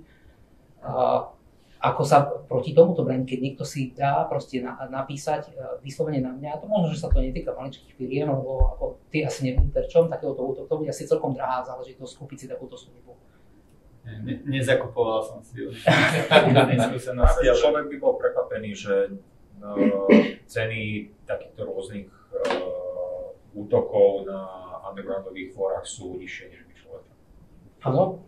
Takže samozrejme, že sa odvíja od lokalít a tak ďalej, ale napríklad tí initial access brokery sa tomu hovorí, čiže to je, keď teda nejaká zločinecká skupina sa nabúra do vašej firemnej siete a predáva ten prístup niekomu ďalej, tak častokrát tie sumy sa, a oni sa tiež dražia, čiže inzeráty môžu byť, že dražba začína na $1,000, stepujú to po $1,000 naspäť, alebo si to vie človek kúpiť okamžite, buy now za, ja neviem, 10,000 a proste dražba začína od $1,000, čiže nejaký ďalší ransomwareová skupina si vie za sterling $5,000 kúpiť prístup a potom takú firmu vydierať a zarobiť 10,000 alebo 100,000. Takže takto vyzerá ten biznis model. Čiže prekvapujúco nízke sú tie sumy. No lebo akože to už sú veľmi sofistikované, ako to keď si kúpim na takomto trhovú stránku Tatra banky, ktorá má vyľudí niekoho prístup k účtu, tak niečo za to zaplatím, no ale keď to bude bohatý účet, tak sa celkom platí. A jak sa proti tomu brániť, lebo to bude asi vyskúpalená služba a tam už asi nie je otázka, či sa to podarí ten útok, ale koľko bude stáť. Častokrát je to aj o tom, že vlastne nejaká vaša konkurencia ktorá vás chce zničiť, presne. tak takúto službu od nejakej skupiny využije. Teda, ak sa bavíme napríklad o ransomware as a service, na tento štýl sa to využíva. No, ako chrániť sa voči tomu dá tými spôsobmi, ako sme tu hovorili, že jednak, že základ je nejaká antimalverová ochrana, že čo je must. A keď sa rozprávame o segmente malých a stredných firiem, tak tam nedávalo by veľmi finančný zmysel mať veľmi sofistikované technológie, lebo tie sofistikované technológie si vyžadujú aj nejaký dohľad nad tým všetkým, čo pre malú firmu by nebolo asi veľmi rentabilné, preto je zaujímavé práve využiť služby dodávateľov, ktoré takéto niečo vedia poskytnúť, že či už je to služba typu Managed Detection and Response, že naozaj niečo skoro na úrovni SOC, alebo minimálne, že mám nejakého partnera, ktorý dozerá na moju bezpečnosť vo firme, aby som mal veci aktualizované, aby tam bola tá viditeľnosť. Lebo môžete sa na to spoľahnúť, že keď si malá firma takéto niečo bude robiť sama, tak väčšinou, nie vždy, ale väčšinou to môže dopadnúť tak, že je to horšie a ešte to vidie aj drahšie, ako keď to zveríte do rúk niekomu, ktorý takéto niečo poskytuje na dennej báze. Ja som si všimol v asset portfóliu taký zvláštny trend, že asset sa už nebude len snažiť predávať klasickým spôsobom licencie alebo tie verejnostné licencie alebo nejaké predplatné na ďalšie obdobia, rok, 2, 3, ale že prechádza na nejaký nový partnerský model, managed service provider, a že svojich partnerov oslovili, aj mňa teda oslovili s tým, že v podstate vlastníkom licencií už nebude koncový zákazník, ale partner, ktorý zabalí ten asset produkt primerane veľký do svojho portfólia, do nejakého svojho paušálu a per device alebo per seed, hej, teda to bude ponúkať spolu s nejakými svojimi službami, s nejakým zálohovaním, s nejakými firewallovými službami, VPN-kami alebo ničím. Ja už aj mám vymyslený nejaký bundle, že ako to spraviť. Je to ten trend, že predávať to ako službu? Áno, hlavne v tomto segmente, keď sa bavíme, je to veľmi zaujímavé aj kvôli tomu, že je to veľmi flexibilné. To znamená, že ten počet používateľov sa v rámci toho roka môže meniť a tuto vlastne ako keby to čaržovanie za tú licenciu je na nejakej mesačnej báze. To znamená, že ja môžem začať rok s tým, že mám nakúpených 25 licencií a rok končím, že tých licencií mám 50, to som prijal nejakých nových zamestnancov. Tí zamestnanci každý, dajme tomu, majú aj mobil, to je takisto nejaký device, ktorý potrebujem zabezpečiť a v tom je tá flexibilita oveľa vyššia, ako keď si musím napríklad na rok, 2, 3 zakúpiť nejakú licenciu dopredu. Takže v tomto je veľká výhoda toho MSP. Super. No a teraz tu mám takú zákernú otázku, a čo dostávam ja od mojich zákazníkov už dávno, aj teraz, aj v súčasnosti, alebo taký argument, že tvorcovia vírusov a antivírov, nie je to tá istá banda? Odpovede nie. No ale čím viac ich presviečam, tak tým som podozrivejší.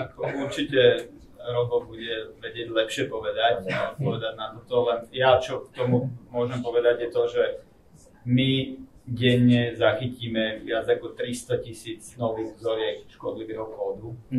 Takže naozaj si nepotrebujeme vytvárať 301 ani 3, lebo je ich dosť aj bez toho, že by si toto sa hovorilo niekedy 25 rokov dozadu, ešte v čase, keď sa aktualizovalo cez diskety, ale dneska toto je absolútne bezpredmetné, lebo je to strašne veľa čo.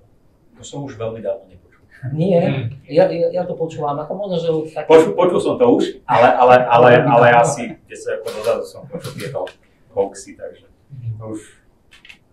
Čiže nemáš to vôbec potrebu sa k tomu... Tak už nemáme potrebu generovať odkaz. Dobre, tak ako jednu z posledných vecí tu mám. Ako má malá firma pristupovať k supply chain ochrane, nejaké také riadenie sieti dodávateľov. Malá stredná firma tiež by to mohla riešiť a je to ako celkom zaujímavý vektor prieniku, aj sa stali určite nejaké prípady, kedy proste nie interní zamestnanci, ale práve externý dodávateľ proste doniesol niečo, čo nemal. Má ESET na toto nejakú odpoveď? má. Je to v bezpečnosti docela veľká výzva, teda v slovenčine sa tomu hovorí, že útok na dodávateľský reťazec. A tam ide o to, že vy ako spoločnosť máte nejaké služby od nejakého vendora a tie služby sú vám dodávané na nejakej dennej, týždennej, mesačnej báze. To môže byť účtovnícky software, cez ktorý raz za čas niekto vám urobí nejaký update, je prípadne zmena legislatívy, alebo to môže byť nejaká softwarová zmena. Takže vaše interné systémy sú nastavené tak, že tento dodávajúci partner, ktorý má takú a takú IPčku a posiela mi to na tomto a tomto porte, tak to máte interne nastavené niekde na firewall, že toto je niekto, komu dôverujete a práve cez takýto kanál môže dojsť škodlivý kód. No a ak sa chceme voči takémuto niečomu brániť, tak na to, aby sme to vedeli detekovať, tak práve potrebujeme nejaký sofistikovanejší systém, teda potrebujeme tú viditeľnosť do tej siete a to vám práve zabezpečujú systémy, ktoré sa nazývajú XDR alebo EDR, ktoré dokážu robiť aj tzv. Behaviorálnu analýzu a vidia oveľa hlbšie do tých systémov a vidia, keď sa deje niečo, čo nie je štandardné. To znamená, že na rozdiel od nejakej statickej analýzy, kde nejaké antimalwareové riešenie vie okamžite vyhodnotiť, že toto či je alebo nie je škodlivý kód, tak to XDR dokáže vyhodnotiť správanie, dokáže zistiť, že napríklad sa používa nejaký legitímna súčasť operačného systému typu PowerShell, digitálne podpísaná Microsoftom a prostredníctvom toho PowerShellu napríklad môže byť nejaký útok.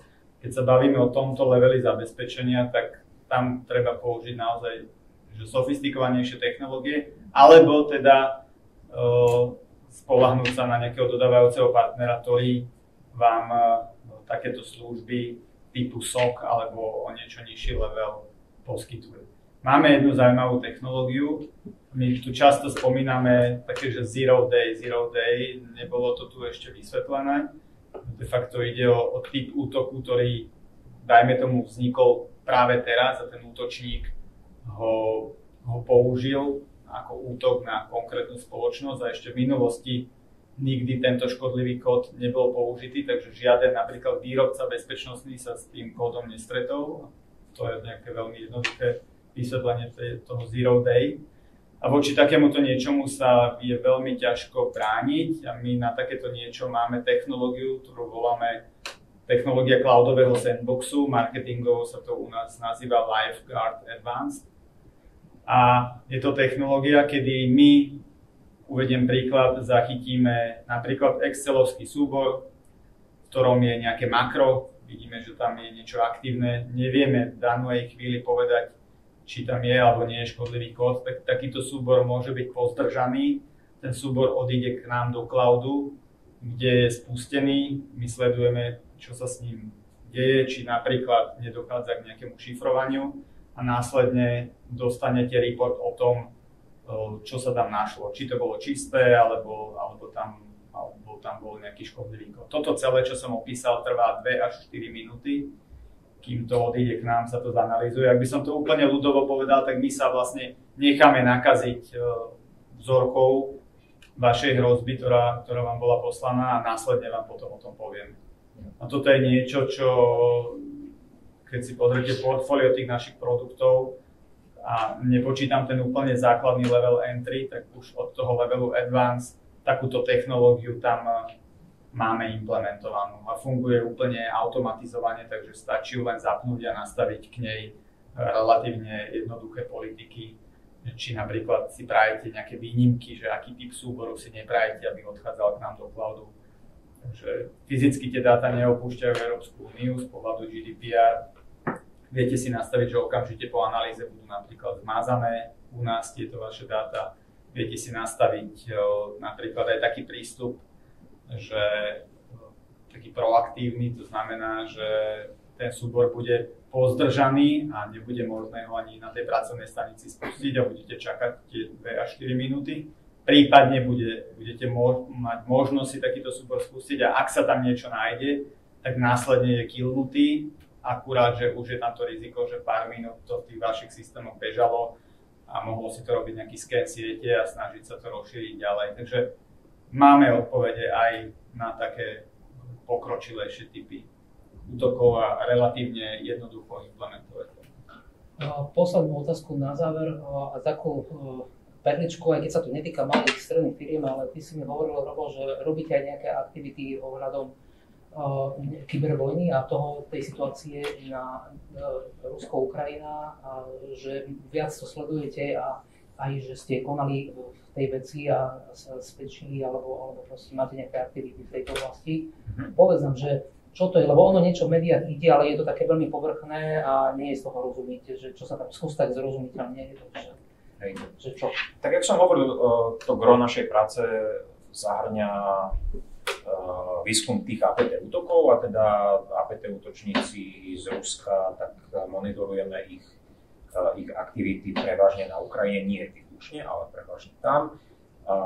Samozrejme, jak začala invázia, tak sa aj tie kyberútoky výrazne zintenzívnili. Ale to nebol ten začiatok tej kybervojny, ten začiatok bol 10 rokov dozadu, keď prišlo k anexii Krymu a začala vojna na Donbase, tak vtedy sme my videli ten prvotný nárast a za to obdobie od toho približne začiatku 2014. sa udialo strašne veľa vecí. Tam boli útoky na elektrickú distribučnú sieť, čiže my sme odhalili útoky, kedy sa ruská skupina Sandworm, za ktorou teda je vojenská rozviedka GRU, snažila znefunkčniť distribúciu elektriny, čiže neútočili na elektrárne, ale na tie distribučné spoločnosti. Prvýkrát, to bolo historicky, ty si spomínal ten príklad toho Stuxnetu v Iráne, tak toto boli útoky na tej úrovne. Prvýkrát to ešte robili relatívne málo sofistikovaným malwareom, ale bolo za to prvýkrát, kedy sa niečo také udialo, že hackeri sa snažili vypnúť elektrický prúd, to bol december 2015. O rok neskôr, v decembri 2016, bol ďalší pokus, ale vtedy použili na to a zdá najsofistikovanejší škodlivý kód, ktorý sme kedy objavili a analyzovali. Nazvali sme ho Industroyer. A potom bol tretíkrát, ktorý sa stal minulý rok v apríli, kedy vlastne deployli,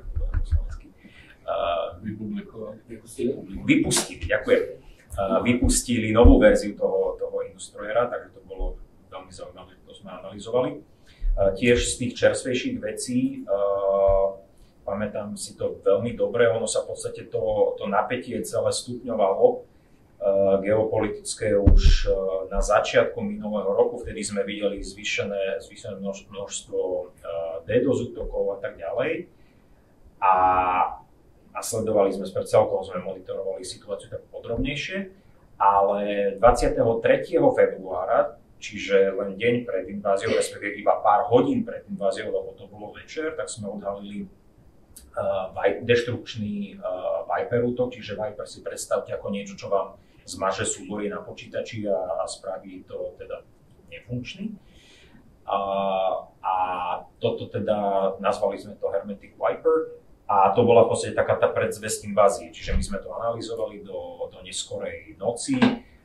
Tiež tam ten útok prebiehal v niektorých fázach, potom keď my sme už po polnoci išli spať, tak kolegovia z Montrealu pokračovali v tej analýze. Čiže tie technológie už blokovali tieto veci, ale my ako tí výskumníci sme sa snažili prísť na to, že ako presne to fungovalo, úplne do hĺbky. A vlastne aj tu podať tie indikátory v rámci tej našej threat intelligence služby. A potom teda sme sa zobudili na to, čo sa teda stalo. Ale tak, a tam odvtedy vlastne naštartovala taká tá vlna týchto Viper útokov. Čiže to je ten ďalší rozmer, čiže väčšinou a trvivá väčšina APT skupín, nie len úzkých, sa venuje kyberšpionáži. Čiže oni sa snažia byť v nejakom systéme v tej sieti nepozorovaní, ale vidíme aj útoky, ktoré nie sú charakteru kyberšpionážneho, ale kybersabotážneho, čiže niečo zničiť, niečo odstaviť, takže takéto aktivity detekujeme. Super. A aby sme teda neodišli len tak na prázdno, že niečo sme si povedali, tak ja, ako som spomínal, že mám nejaké zapracované 2 balíčky. V podstate je to asset produkt z 80% a sú tam zapracované do toho VPN, čiže ochrana proti man-in-the-middle útokom, keď ste na nejaké Wi-Fi, ako napríklad tu na. A tiež je tam zálohovanie na imitové úložisko a to už je v tom programe Protect Premium. Ja som sa inšpiroval nejakými názvami ze setu, aby bolo zrejme, aby to korešpondovalo, že čo je za tým aká technológia, ale to všetko predtým v podstate sú odpovede na hrozby, ktoré sme si tu dnes vymenovali. Tá asset konzola je vynikajúca v tom, že je tam celková správa, dohľad a dá sa tam nastaviť alerting, monitoring a reporting. A ten ransomware už v základnej verzii ako je viac menej mitigovaný, blokovanie celených útokov, to čo chalani rozprávali, predchádzanie narušeniu ochrany údajov a ďalšie veci. Čo je zaujímavé, aj správa ochrana mobilných zariadení, čiže ten mobile device management, to stále je po tej základnej verzii a keď si všimnete tie ceny, tak nie je to vôbec zlé ako na device mesačne, akože 3 € investovať do takéto komplexnej ochrany, alebo teda základnej. No už tej rozšírenej je tam ďalej ako šifrovanie celého disku, to už je pre prípad, ktorý sme tu ako nespomenuli, že ukradnutie zariadenia, že aby sa predišlo zneužitiu tých dát, ktoré tam sú. Potom ochrana pred tými zero-day hrozbami, tak tam už je to trošku drahšie a je to drahšie kvôli tomu, že už tam je v cene nejaký balík 30 GB zdrojových dát. Je chránených práve tým immutable backup storage úložiskom, že je to úplne odolné voči ransomware. Dobre, tak ja by som poprosil ako nejakú poslednú záverečnú vetu od každého speakera a taký nejaký message svetu, hej, odkaz, že čo si treba zapamätať od dnes. Povedz, Pali. No, ja si myslím, že jedna z vecí je, že mať kritické myslenie, že vlastne nikdy ničomu neveriť a byť taký podozrievavý, aby to je to taká vec. A druhá vec, že to, čo sme tu všetko povedali, nejaké technológie, to v podstate vás nemusí ani osobne zaujímať, ale keď si to vizualizujete a poviete si, že dobre, že aký to má efekt na mňa a na organizáciu, kde ja pracujem, že ráno prídem do práce, teda všetky systémy sú zašifrované, že nevieme ani, firma nevie ani urobiť výplaty, teraz keď nebude vám vedieť urobiť výplaty, vy neviete zaplatiť hypotéku, čiže tak si to vyzerá, že aký by to malo na vás ako buď majiteľa firmy alebo zamestnanca efekt a myslieť vždy na to, že dobre treba robiť nejakú osvetu tej bezpečnosti, nie kvôli tomu, že je tu bezpečnosť. Bezpečnosť nie je kvôli tomu, že my ju chceme len tak predávať, ale je tu kvôli tomu, aby chránila tých jedincov a chránila vlastne tie firmy a fungovanie tých firiem. Čiže na to treba stále myslieť proste. Čo by to pre vás malo, aký efekt, keďže naozaj celá firma je kompletne zašifrovaná a nedá sa spraviť, že nič.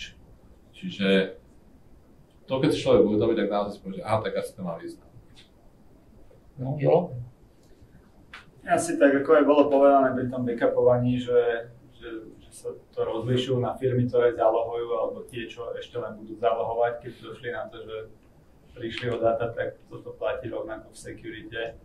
Treba sa na to pripraviť, že môžete sa stať terčom útoku a vzhľadom na to, že vy budete poznať svoje slabé miesta v sieti, tak viete si ich lepšie zabezpečiť a to je asi ten odkaz, že naozaj pozrite sa detailne na tie vaše počítače, na zariadenie, ktoré tam používate, na služby, ktoré máte aktívne, či naozaj musia byť všetky aktívne a snažte sa ich jednoznačne zabezpečiť, aby to nebolo iba o tom, že zakúpil som si napríklad tento asset, mám ho na notebooku a tým pádom to pre vás končí, ale je to celé o budovaní bezpečnosti, ktorá môže začínať pri školeniach a končiť naozaj až potom nejakými sofistikovanými prostriedkami.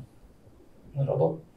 Ja možno na to nadviažem, vždy keď je nejaký veľký významný útok, ktorý sa aj medializuje, tak dostanem otázku, že OK, tak a že čo teraz treba robiť, čo teraz, aby sme takýmto útokom predchádzali a tak. A to nie je, že jedna zázračné riešenie, toto teraz treba spraviť, aby sa toto nedialo, ale kybernetická bezpečnosť nie je nejaký jeden konkrétny krok, zaškrtneme fajločku, dobre sme vybavení, splnili sme to, čo bolo treba, ale kybernetická bezpečnosť je cesta, čiže ako sa to dá budovať, zlepšovať rôznymi týmito aktivitami, o ktorých sme sa.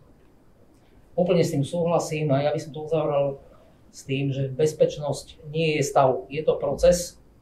A ak nemáte sílu, chuť a čas ten proces tlačiť vlastnými silami, obráťte sa na spoľahlivých partnerov.